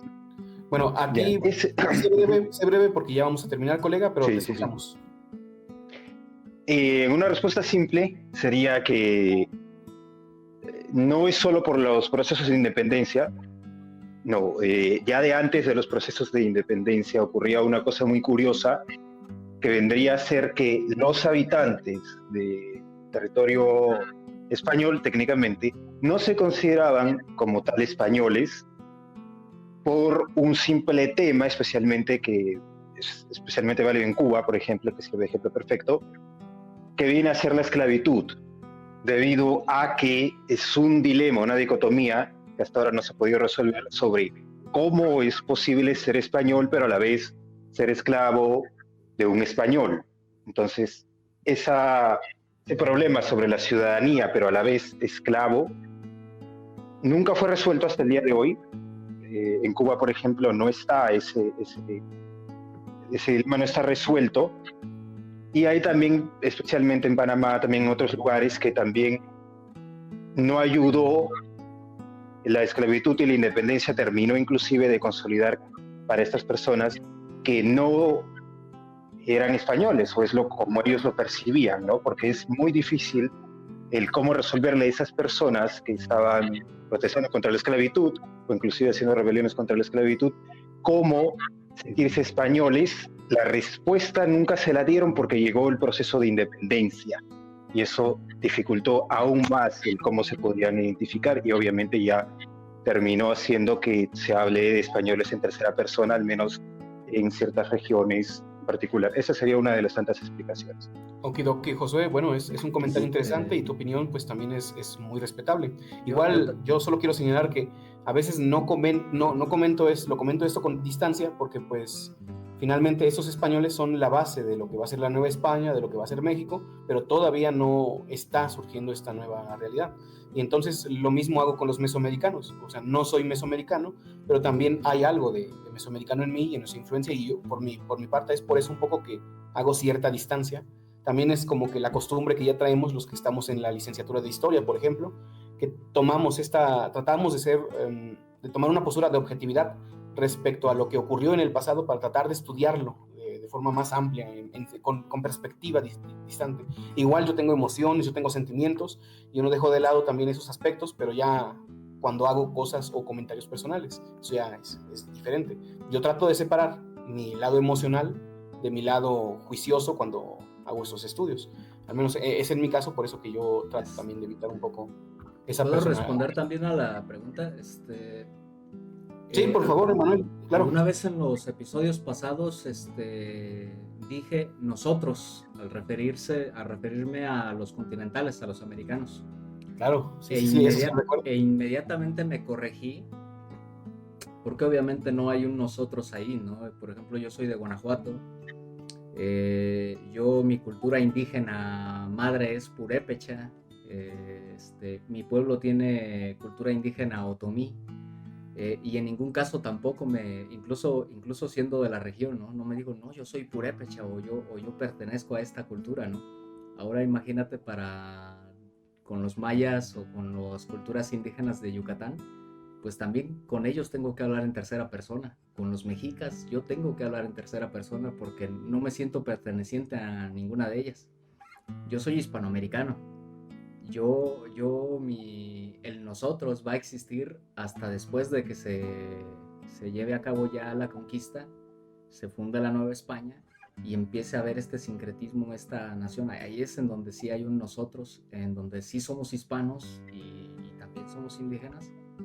Pero antes de eso, como que yo siempre estoy hablando en tercera persona para referirme a las diferentes culturas indígenas que hay, porque pues en sí no es que yo pertenezca o me sienta perteneciente a ellas, hablando prehispánicamente e incluso después, porque si uno va con los indígenas actuales, pues ellos también te van a decir, si tú llegas a decirle, oye, somos nosotros, no, pues nosotros aquí somos los otomís y nos sentimos rodeados de pura gente que habla español, ¿no? Entonces, sí, siempre vamos a hablar en tercera persona, ¿no? Al referirnos a los pueblos, yo creo que el nosotros es lo hispanoamericano, ya la Sí, unión, ya la... Solo una cosita más podría decir antes de ya cerrar, porque sí me llamó la atención. Claro que sí, Alejandro. Sí. Bueno, al estimado Josué que me habló, que comentó, bueno, esto es algo interesante, ¿no? Bueno, en realidad la gran mayoría de los, por ejemplo, en las famosas guerras, no, en realidad mal dicho, independencias eran de secesión, de fractura de los virreinatos o las intendencias. Gran parte de la mayor, incluso de los pueblos indígenas, llamémoslo ya porque estoy medio cansado que digan los pueblos originarios, porque originarios de dónde serían, por el origen, digámoslo así. Es un tema que para el siglo XIX, cuando comienzan todas las batallas, la gran mayoría, la gran masa realista, se decía a sí mismo, vamos a defender por Dios, por el rey y por la patria. Por el rey Fernando VII, es decir, ¿qué es lo que le daba conexión a todos estos pueblos? Eran ser súbditos del rey, porque como digo, no había una nación, una nación española, salvo que aparece recién en la Constitución de Cádiz, pero de ahí una nación española no existía, por eso no había nacionalidad. Lo que habían era, por ejemplo, si Bolívar nacía, o por ejemplo alguien nacía en Quito, o alguien nacía en Santiago de Chile, o alguien nacía en la Ciudad de México, no como el Estado de México actual, sino en México, decía yo, fulanito de tal, nací en la ciudad de San Francisco de Quito, soy súbdito del rey. ¿Sí? Entonces, cuando yo digo en tercera persona, porque dicen los españoles, pero la nacionalidad española no existe cuando recién aparece el Imperio Mexicano en 1821, cuando Agustín de Iturbide crea el Imperio Mexicano, y ahí se crea recién la nacionalidad española como España actualmente, y aún así todavía no se habían unificado todo completamente. Entonces, lo que nos conectaba era con el rey.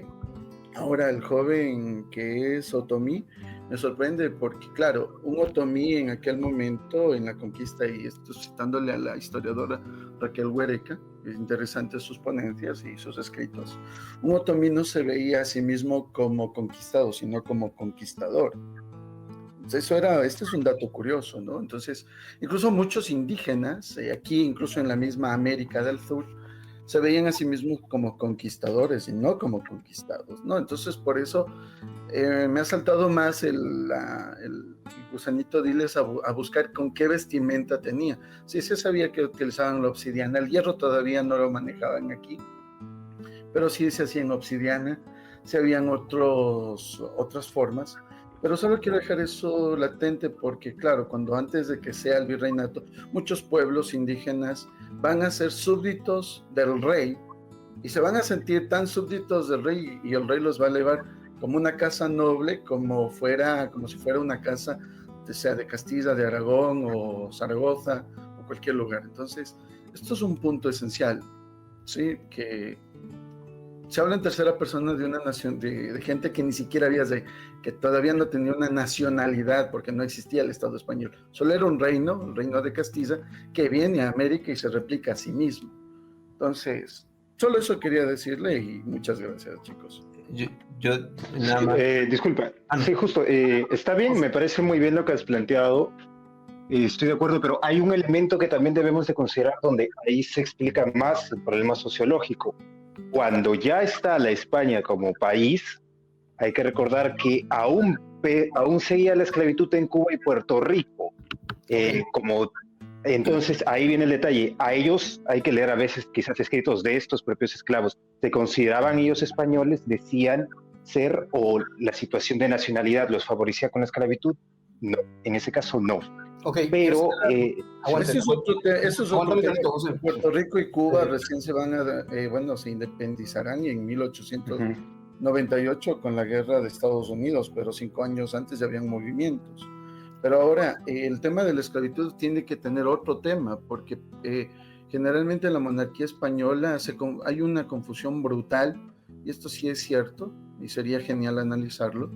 hay una confusión porque no es lo mismo la servidumbre que se creó a la esclavitud como le estamos entendiendo.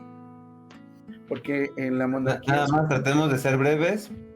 Sí, mil disculpas. Sí, no es lo mismo la esclavitud que estamos queriendo, que se nos ha metido en la cabeza, que es la esclavitud, a un proceso de servidumbre, que no es lo mismo. Entonces, eso, muy amables, gracias. Sí, ahí disculpa que justo, justo para terminar, un momento para terminar, disculpen. Claro. Ahí la respuesta perfecta a esa situación sobre esclavitud y servidumbre es que te recomendaría investigar sobre qué fue la conspiración de la escalera, que fue la masacre de 89 esclavos y la tortura de varios de ellos por una supuesta conspiración que no existió. Eso responde. Josué, vamos a dejarlo para que eso, en el chat, si quieren, eso se puede un poco aterrizar, para no dejar a nadie sin comentar. Sí, por supuesto. Yo quería comentar así muy brevemente. Yo, por ejemplo, así como hablaba de los españoles, porque así lo decía Alfonso X, la historia de España como región, obviamente, y aquí mismo lo dice Bernal, se habla de Castillan-Altepetl, por ejemplo, porque ellos pensaban que era un Altepetl, la unidad, digamos, administrativa mesoamericana, y aquí mismo se vio que se le decía Castillan, pero se le dice, así como dije, indiano pues ya no se usa en general, pero pues que se refiere a las Indias occidentales, que era el término que también se fue desarrollando durante 3 siglos, ¿no? Es simplemente eso.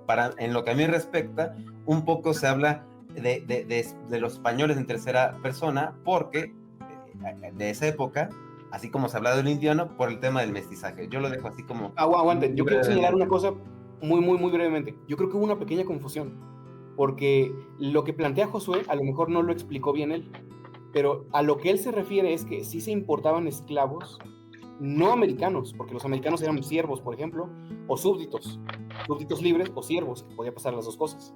Pero cuando él lo menciona, creo que no lo está aclarando, porque se traían esclavos incluso de la India, se traían esclavos ocasionalmente de lugares lejanísimos, como la famosa China poblana.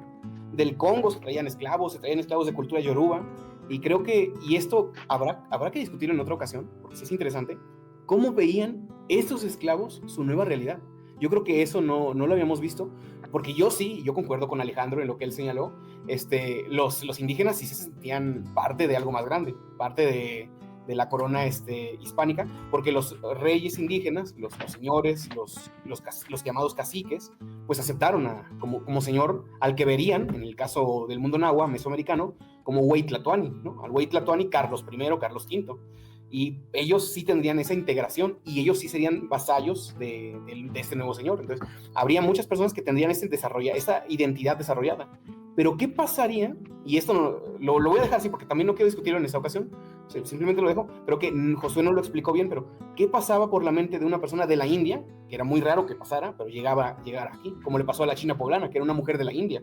Literalmente, esta sí era India. Perdón, pero así llegó a ocurrir. ¿Cómo veían o cómo se conceptualizaban esas personas? Yo creo que esa problemática no la habíamos visto porque casi siempre hablamos de la herencia indígena y de la herencia española. Pero aquí Josué nos trae una cuestión diferente, porque nuestro amigo Josué, de hecho, tiene una herencia también distinta, africana. ¿Por qué no hablamos también de cómo era la herencia africana aquí, o de la herencia asiática? Que también se ha comentado, sí, como la tercera raíz, también los asiáticos, sí se ha tocado acá. No, se ha tocado en otras ocasiones, no, nosotros no lo hemos hecho extensamente, pero yo creo que lo vamos a dejar pendiente para hacerlo. Sí, y de hecho, miren, disculpen que interrumpa, hay una cuestión muy simple que hay que analizar.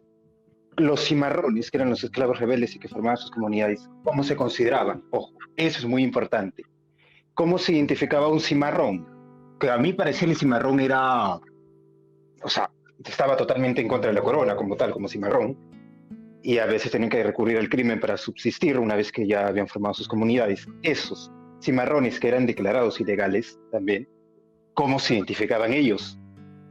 Ese es el detalle, ¿no? ¿Cómo ellos se identificaban? Esa es una respuesta que sería muy interesante, ¿no? Claro. Yo no quisiera extendernos a un debate, yo creo que, y voy a decirles esto, sería algo interesante. Este tema está buenísimo, yo creo que lo podemos agendar para hacer un podcast, de verdad, porque y quiero hacer un pequeño anuncio. vamos a empezar también, como parte del club de lectura, a hacer algunos podcasts sobre temas que hemos discutido y que se han quedado como que faltó más, ¿no? El primero que vamos a hacer va a ser sobre los tarascos y su relación con el mundo andino, su relación con Ecuador, porque yo le comentaba la vez pasada a nuestro colega Alex Arat, o sea, aquí aparece como Arat D. Ed Abdul, que pues había habido contactos entre el Ecuador prehispánico, que es el norte del mundo andino, con el mundo americano, y pues voy a invitar a un amigo arqueólogo y a otro amigo de Perú, que es antropólogo, y hablaremos de eso. Yo creo que, aunque los vamos a hacer un poquito menos o con menos frecuencia, vamos a agendar uno para hablar sobre africanos y la esclavitud y las otras raíces que también llegaron con estas otras personas, porque eso sí creo que nos da para mucho, o sea, para muchas reflexiones. Y yo sé que ese tema ya lo han tratado otros colegas hispanos, pero creo que no lo hemos hecho aquí en las reflexiones que tenemos aquí en el club de lectura y en general. ¿Podría hacer una recomendación? Claro, Si vamos a tocar el tema de lo afrohispano, invitar al presidente de México hispano que precisamente, no sé, en 3 días me estaba comentando que él tenía raíces afros. Entonces es de esta parte, de este lado de Veracruz, que tiene ascendencia afro. Y pues aquí también la experiencia se vivió un poquito diferente al Caribe o al sur, ahorita que comentaban lo de los cimarrones. No sé cómo, si el sistema de castas se trabajó igual en todo el imperio. Yo solo les puedo decir que en Quito encontré a un afro siendo inquisidor. Ah, sí, yo tengo el conocimiento de ese hecho. Yo puedo decirles que acá en Quito encontré que Fray Isidoro, inquisidor apóstol, o sea, un afro llegó a ser un alto miembro de la Inquisición aquí en Quito. Entonces lo estoy investigando, espero sacar muy pronto algún trabajo, alguna publicación, para que veáis que no hay que ser muy inductivo en el tema del análisis de cómo se trata este tema. Y bueno, chicos, les agradezco mucho. Ahora sí me tengo que retirar. Les deseo una linda noche, un abrazo a todos y que Dios nos bendiga. Un abrazo. Igualmente, Alejandro, cuídate mucho y qué bueno que estuviste con nosotros. Bueno, solo queda nuestro amigo Gustavo Rico y nuestro amigo Arat para que den su comentario final o su palabra de despedida. Quiero señalar que esta parte de las reflexiones que hacemos no estaba prevista, pero aún así me parece que resultó enriquecedora y que además nos da la oportunidad después de crear un podcast especial para hablar de esas reflexiones sobre esas otras raíces. Y sí, tiene razón Alejandro, no todo fue negativo, pero también tengo que ser justo con eso. La esclavitud tiene de todo, tiene ramificaciones muy obscuras en el mundo hispano y también se tienen que tratar, solo que en su momento, en su justa dimensión. Así como tratamos lo bueno del mundo hispano, que casi siempre se deja de lado, y le damos la oportunidad a los aspectos positivos de hablar, pues yo creo que también de vez en cuando tenemos que tocar esos aspectos negativos y ver cómo se desarrolló nuestra cultura también a partir de ellos, o cómo le influyó. Y creo que quizás en la sesión que hablemos de esto sería una buena oportunidad, ¿no? Traer al presidente de México hispano, que es pues un gran amigo nuestro, para que también nos cuente cómo se ve esto desde la Nueva España, ¿no? O sea, desde la perspectiva de alguien que tiene el conocimiento de esta historia. Don Mario Jesús Gaspar Covarrubias, por supuesto. Sin y qué duda, paciencia es la de Gustavo y la de mi tocayo de estar esperando también. Adelante, chicos. Gustavo, amigo, ¿qué quieres comentar, colega? ¿Tu palabra de despedida, algún comentario final, alguna pregunta o duda que haya quedado?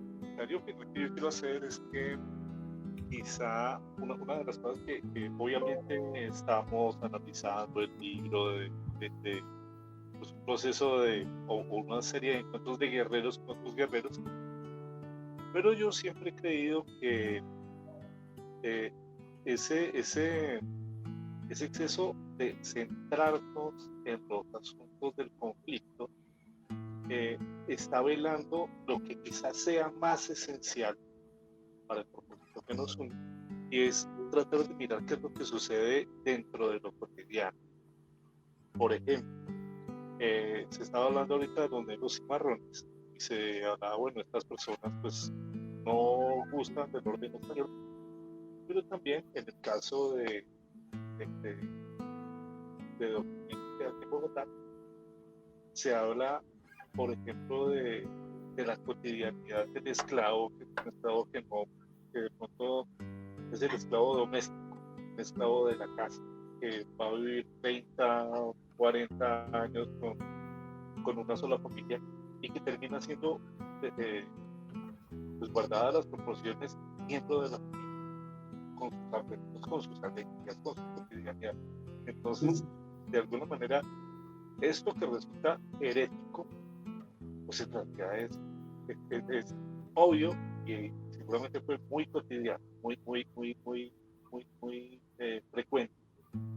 Entonces, creo yo que eso en el futuro habrá que mirarlo dentro de libros como el de Bernal del Castillo, tratar de concentrarnos en, bueno, cómo el evento extraordinario son los españoles.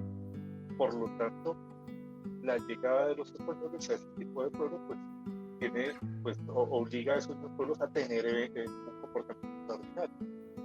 Pero hay una cotidianidad que merece la pena. Claro. No molesto más y los dejo dormir. Claro, por supuesto, Gustavo, aunque igual quisiera señalar que pues es que el tema de la esclavitud, sí hubo focos de esclavitud en el Caribe sobre todo, que fueron bastante severos, sobre todo en los últimos periodos. Cuando México ya se había independizado de España, la esclavitud en Cuba se volvió mucho más violenta que lo que había sido en todo el periodo anterior. Entonces muchas de estas personas ya no llegaron a una realidad que les permitió una lenta hispanización o integración. Entonces sí sería interesante ver cómo les fue a estas personas ya en este periodo de decadencia, por ejemplo. También analizar focos, cómo era la vida de los cimarrones. Quiero señalar, y esto te lo digo a ti, José, colega, que habrás la oportunidad de debatirlo y de comentarlo cuando llegue el momento. Dice aquí Arat, y eso fue culpa de los catalanes. Bueno, ya habrá el momento. Chicos, cálmense todos, por favor.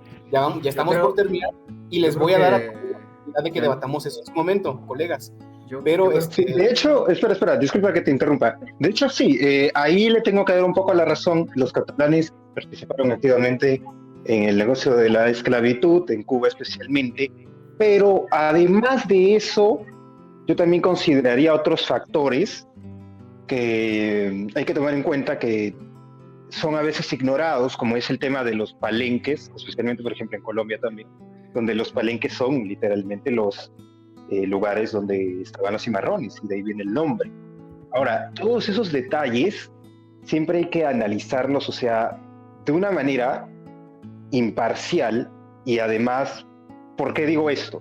Porque yo estoy seguro que Alejandro ha tenido la mejor de las intenciones al plantear sus cuestiones sobre la esclavitud, pero ahí hay que tener mucho cuidado al hacerlo, porque acá es donde se divide la hispanidad, y donde la hispanidad empieza a tener sus divisiones es el cómo abordar esas cuestiones, porque para él, que no está familiarizado con ese tema, descubrir algo le es simple, pero no tiene el contexto indicado, y además no tiene, y eso hay que ser totalmente honesto, no tiene la experiencia que viviría un afrodescendiente relacionada al racismo y también la historia cultural de la que tiene conocimiento previo y demás. Sería lo equivalente a que, o sea, no lo voy a reducir a Alejandro y además como personas europeas simplemente, pero se ve muy raro en sí, como te digo, que un europeo comente sobre esclavitud y la vida de los esclavos estando desde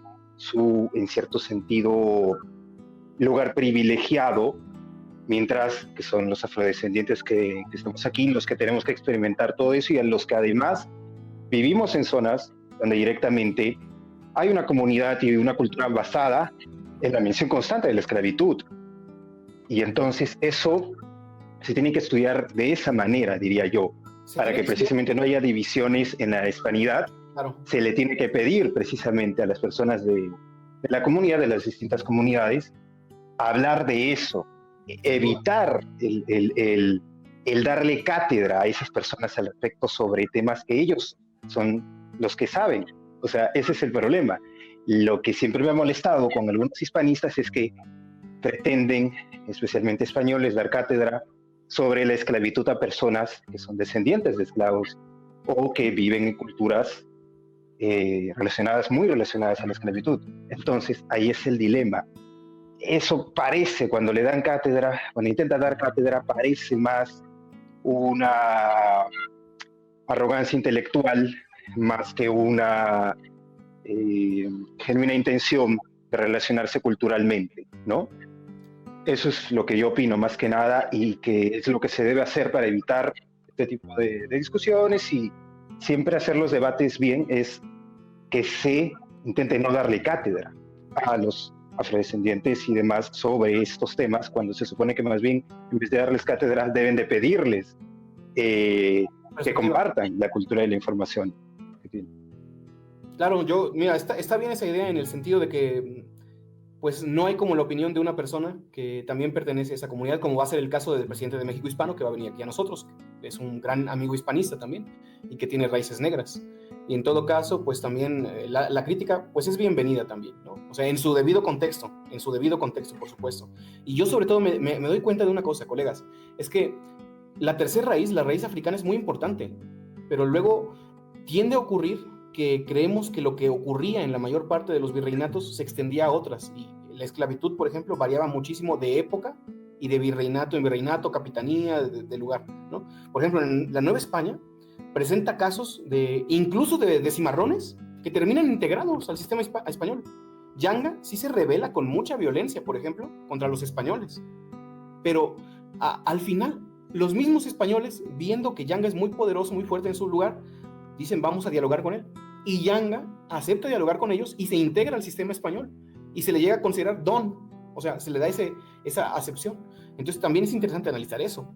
Obviamente no vamos a comparar el caso de cómo se trató a los africanos en la Nueva España con lo que pasaba en Cuba en el siglo XIX o con lo que pasaba en otros lugares del Caribe.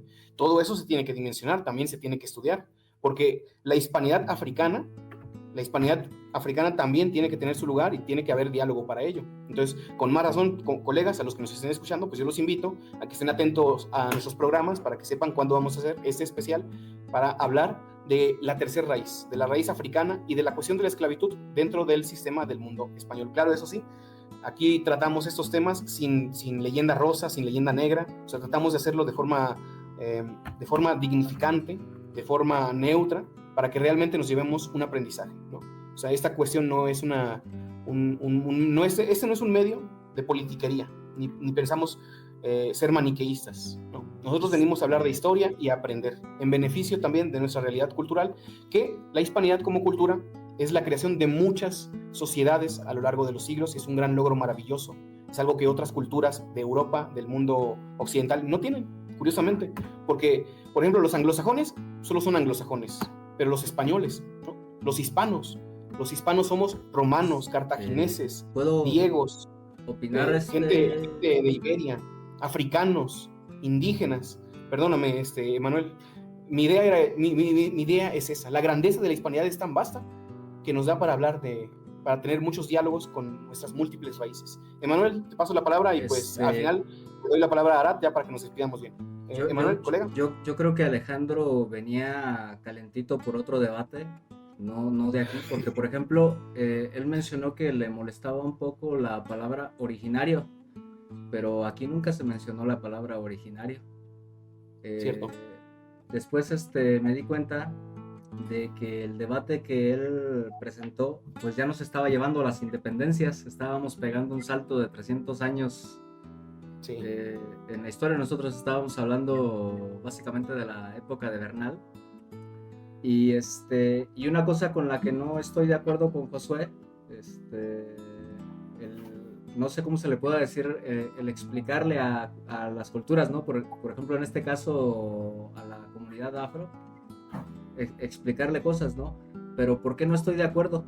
Porque me ha tocado a veces que, por ejemplo, aquí en Michoacán me tocó estar en una conferencia de prensa en donde estaba hablando un político con ascendencia purépecha, y él se puso delante de los medios a decir que los españoles habían venido aquí a cometer un genocidio y bueno, todo un discurso negro legendario. Dice, bueno, pues a este hombre que yo sí le reconozco que tiene ascendencia purépecha directa, pues sí habría que explicarle algo de su propia historia, ¿no? Porque no sé, por comerse un discurso victimista también que es muy común ahora en esta época, que todo el mundo quiere ser víctima de algo, muchas veces recaen en leyenda negra. Entonces, pues yo sí defiendo un poco el derecho a tomar una postura, que la postura o el argumento que defendamos sea por la razón y no por nuestro origen. Ok, Porque ok. si no, A mí me gusta ese comentario, pero yo quisiera precisar una cosa. Yo creo que Josué se refiere al hecho, porque Josué es un estudiante universitario, él tiene conocimientos de historia. Yo creo que él se refiere sobre todo al hecho de que en la comunidad africana pues hay también investigadores que han estudiado el tema. Y además Josué no está hablando en contra de la hispanidad. Josué también está no. abierto al diálogo en este aspecto. Lo que aquí ocurre es que a veces pasa que algunos, y yo lo sé tristemente, o sea, me ha llegado a pasar, hay españoles que tienen opiniones horribles del mundo indígena, del mundo mesoamericano, y hay otros que tienen una visión completamente rosa. Entonces sí te molesta cuando te dicen una cosa como pinches caníbales o... Bueno, eso imagínate sí. a un italiano diciendo que los celtíberos eran una porquería o una cosa así, o que estaban en el infierno. Eso sí ha pasado también. Sí, nos entra la espina, ¿no? Sí, precisamente porque eso es una leyenda negra en contra de Mesoamérica, por ejemplo. Entonces, así es, como, no, es algo que dice muchísimo. Como tú dices, ni leyenda negra ni leyenda rosa. Una leyenda negra con otra leyenda negra. Es que es exactamente. Sí, no, ni leyenda rosa ni leyenda negra. La razón... Por cierto, si alguien del público llegó hasta aquí y se lo pregunta, sí había canibalismo, pero estaba muy, muy ritualizado y no era algo común y corriente. No hay que meternos en eso ahorita. Ahorita no, pero una aclaración por si alguien del público llegó y no se ha visto los otros programas. Sí, no, yo lo digo porque también, por ejemplo, al hispanismo yo también llegué por estar hablando con españoles, porque ellos, de algún modo refutaban la historia que yo conocía. Y pues también si yo me hubiera puesto en un plan de yo soy mexicano y a mí no me vas a explicar lo que es ser un mexicano, pues también yo me hubiera quedado en una posición, digamos, absurda, ¿no? Eso. Lo que nos digan, pues a revisarlo, a ponerlo en tela de juicio y a tratar de ser firmes en nuestros argumentos, pero con la razón siempre por delante, ¿no? Claro que sí. Siempre. Claro, de hecho, disculpe que interrumpa, de hecho sí, estoy de acuerdo. No me refería yo más que nada al origen, no me refería a que debemos considerar el origen del interlocutor o de la persona que está exponiendo la información como fuente de credibilidad. No, en ese caso estaríamos totalmente fuera de lugar, porque es lo mismo que en Estados Unidos hacen cuando le piden a Candace Owens hablar a favor de varias campañas racistas, y porque es una persona afrodescendiente dicen, mira, ya lo dijo ella, así que tiene la razón. No. No hay que utilizar o instrumentalizar el origen de las personas.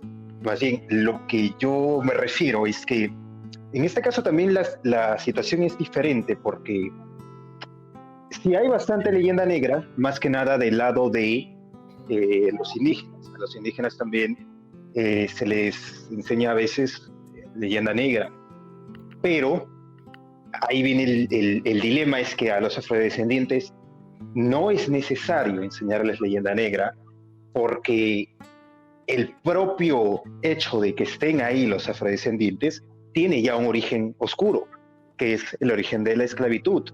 O sea, ya de por sí el propio origen tiene un significado siniestro o perturbador, por así decirlo. Es totalmente como que diferente la cuestión. Entonces, ahí es donde más bien, más de hablarse de leyenda negra, se debe hablar de leyenda rosa. ¿Por qué? Porque yo, en particular, en mi experiencia, me he topado con muchos españoles que tienen la creencia en la leyenda rosa al 100% y niegan que haya habido esclavitud. Dicen que la esclavitud africana estaba prohibida en el virreinato, que nunca se llevó a cabo, bla, un montón de cosas que no solo no tienen sentido, sino que además son hasta negacionistas e insultantes, obviamente, ¿no? Pero, ¿por qué insultantes? Porque se está negando lo obvio, ¿no?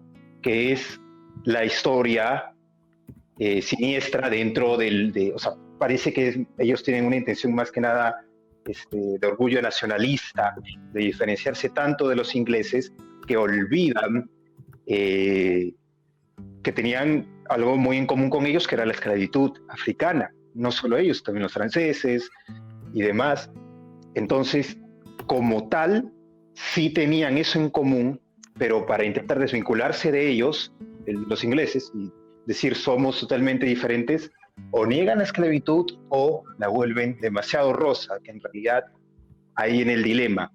¿Por qué son más que nada las personas que tienen esta idea rosa de la esclavitud? ¿Por qué son más que nada Lo que dices españoles? es que Ese es. están tratando de blanquear, ¿no?, el tema. Sí, también eso al tiende a contrario. pasar. Si hubieras estado en unos capítulos anteriores también, porque aquí hablamos de todo, también ya habíamos comentado el tema de la esclavitud, no para la comunidad afro, sino cómo era la esclavitud dentro del mundo indígena, porque también hubo españoles que fueron esclavos aquí de los indígenas, hubo indígenas que fueron esclavos, hubo la comunidad afro que se la trajeron directamente del comercio de esclavos en el que entró España, y me parece que están hasta los acuerdos. Entonces, a mí lo que me llamaba la atención era las diferencias jurídicas que tenían los esclavos. Por ejemplo, para, digamos, esclavistas de, como tú dices, más, digamos, en su peor modo, pues un esclavo era un objeto y ya. Mientras que los indígenas sí le atribuían derechos, los indígenas sí le atribuían algunas facilidades para su libertad también, después de cierto tiempo o de cierto sueldo. Entonces había garantías, ¿no?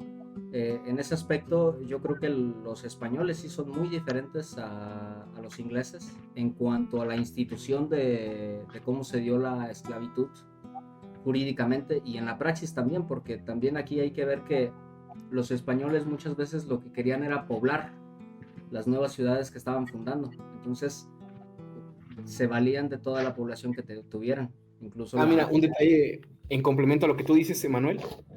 Es verdad, o sea, muchas veces se le tenía tal temor a la posibilidad de que los indígenas se levantaran en contra de los españoles, que no importaba de qué raza fueras, mientras tú fueras católico, ya eres parte del gremio, ¿no? Por esa razón es que personajes como Garrido, como don Juan Garrido, llegó tan alto, porque Juan Garrido llegó a ser encomendero, hoy, ¿cómo se llama la parroquia, Daniel, que fundó? Bueno, él funda originalmente la Ermita de los Mártires, que después ya es el Templo de San Hipólito, fue encomendero en Coyoacán, también estuvo en el Ayuntamiento de la Ciudad de México, o sea, es un personaje pues portentoso, privilegiado, es un conquistador negro. De hecho, también en el códice, creo que de Azcatitlán, hay una pica, un soldado de pica negro, y se ve ataviado de forma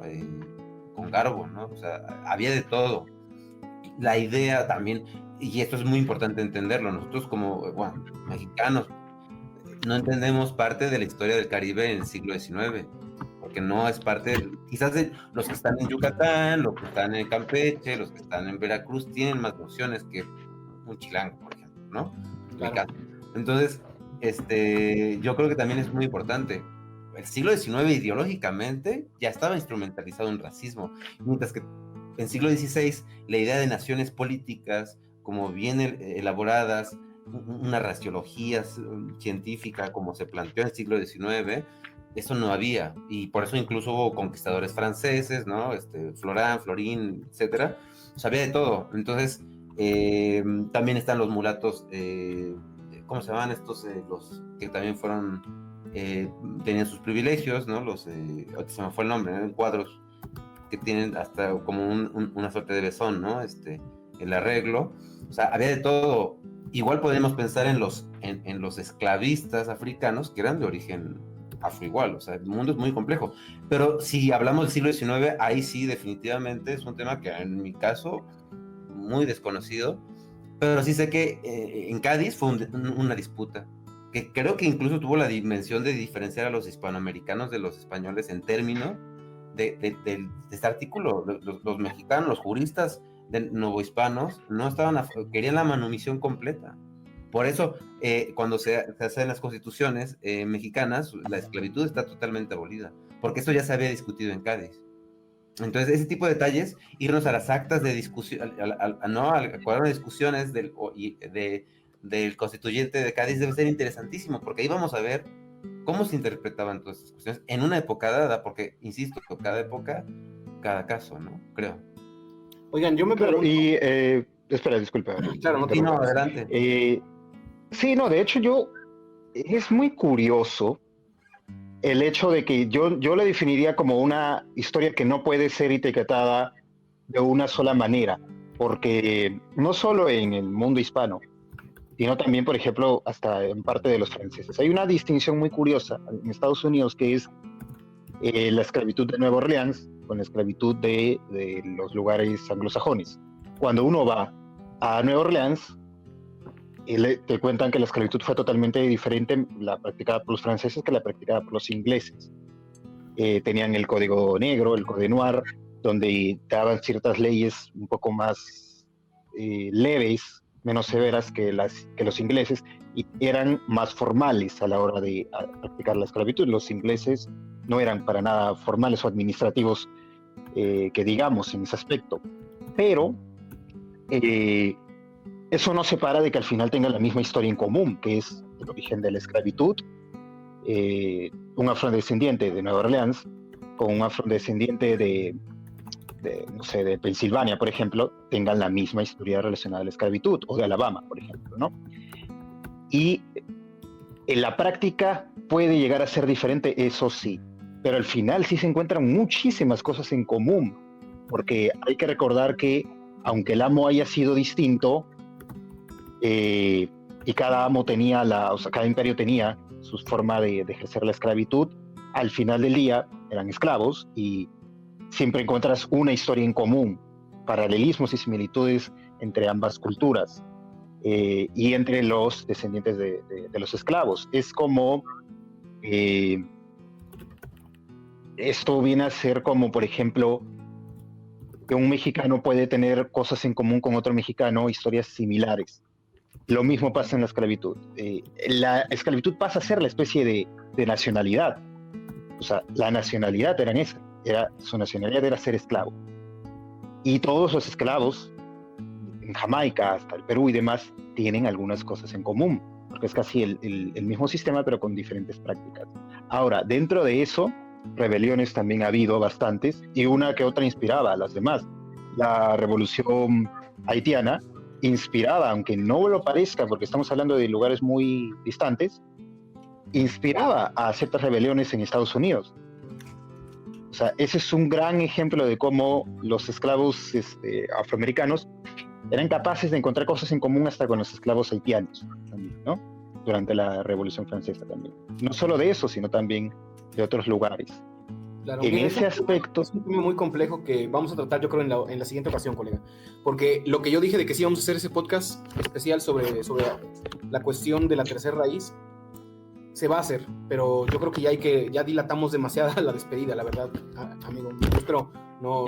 Ya vamos para las 2 horas.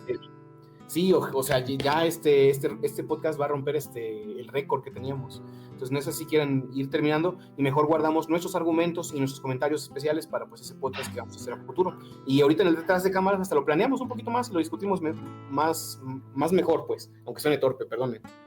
Yo soy fan del más mejor, ¿eh? Yo soy fan del más mejor. Es que el más mejor es de la época de Bernal Díaz. De hecho, hemos escuchado cómo Bernal hablaba en la época. O vimos, por ejemplo, encina. O sea, son palabras que a veces la gente menosprecia, pero mira, son parte de el más mejor es perrón. Sí. Ok. Bueno, no, chicos, sí, dale. Yo estoy diciendo creo que nada más nos falta ver que Alex Arat, o sea, nuestro amigo Arat D. Abdul, se despida y esperemos que no arme otro debate. Alex, por favor, no nos hagas eso. Que dices que habrá otro debate. Bueno, está bien. Ahorita que estábamos hablando de lo de Bernal Díaz y que pues ya no vamos a hacer los siguientes capítulos, bueno, porque ya los hicieron ustedes, quería mencionar, por ejemplo, que en la batalla que se va a armar después de que intimidan a los conquistadores, son intimidados por los indios, En la siguiente batalla me llama mucho la atención que, no, bueno, no solo a mí, es muy importante resaltarlo, que cuando están peleando y están abajo y está ahí Hernández de Córdoba, empiezan a gritar los indios Al Calachuni, que quiere decir maten al capitán, y entonces le llueven un montón de flechas a Hernández de Córdoba, o Fernández de Córdoba, y ya queda ahí medio muerto, y entonces se pierde la cabeza de los conquistadores, ya no saben ni para dónde hacer, se desorganizan todos, pierden un montón de gente en la retirada, bla, bla, bla. ¿Por qué quiero hacer hincapié en esto? Porque muchas veces se dice que no, es que los indígenas tenían una forma de pelear, o bueno, los indios tenían una forma de pelear muy honorable, o no tenían estrategias, y bueno, hay que resaltar justo que van gritando Al Calachuni, maten al capitán, porque tienen conceptos básicos, muy básicos, o sea, todo el mundo tiene esos conceptos de la guerra, que es mata a la cabeza. Porque en la batalla de Tumbas se suele decir, no, pero es que Cortés sabía que entre los indígenas si matabas a la cabeza. Bueno, no, es algo predominante, es algo universal, todo el mundo lo hace. Eso, ahorita que estábamos hablando de esclavitud, bueno, yo recomendaría leer un libro que se llama Capitalismo y Esclavitud, de Eric Williams. Es un libro muy bueno, es casi como de base para cualquiera que quiera hablar sobre la esclavitud. Aquel que no lo ha leído, pues que lo corra a leer, ¿no? Y nada más, que bendiciones divinas y todo eso. Chicos, hoy parece que lo bueno estuvo en las despedidas, porque aquí es donde se armó la gorda. Sí, la despedida. Una hora. Pocas ganas de irse, ¿no? Dicen. Es que parecía que Bernal Díaz del Castillo en esta ocasión no nos había satisfecho lo suficiente, pero se dio el momento, se dio el encontronazo, como suele ocurrir aquí con nosotros. Entonces, chicos, ya saben, a nuestro público que nos está viendo, si quieren escuchar más chismes de la historia y peleas entre nosotros, pues aquí es el lugar, colegas. Y de paso también aprender, porque eso sí, será el sereno, pero siempre traemos información basada en fuentes. Recomendamos buenos libros, nos basamos en las fuentes mismas, no solamente en fuentes secundarias o en investigación historiográfica, sino también en qué realmente decían las personas de esta época. Entonces, si les pareció este momento muy interesante, pues síganos, manténganse con nosotros y pronto vamos a traerles un especial hablando de la tercera raíz del mundo hispano y por supuesto también de la cuestión de la esclavitud, que está también asociada a la tercera raíz. Pero bueno, chicos, de verdad, un abrazo aquí a mis compañeros. Qué bueno que pudieron estar todos aquí reunidos en esta ocasión, que se puso bastante bueno. Yo les agradezco mucho y les mando un abrazo. También a Gustavo Rico, que de hecho mi amigo Gustavo ya se fue, pero me envió un mensaje diciendo despídeme de todos ellos porque pues se le fue la señal. Y pues yo escucho y obedezco y pues les envío el saludo de Gustavo. Y pues bueno, Daniel, Emanuel, Arat y Josué, de verdad, qué bueno que pudieron estar aquí con nosotros. Amigos, de verdad, un abrazo, de verdad. Y a todo nuestro público, de verdad, también muchas gracias por seguirnos, de verdad, los apreciamos muchísimo y qué bueno que están con nosotros siempre. Cuídense mucho, colegas, tengan buen día, buena tarde o buena noche. Y gracias por estar acompañándonos. Bendiciones.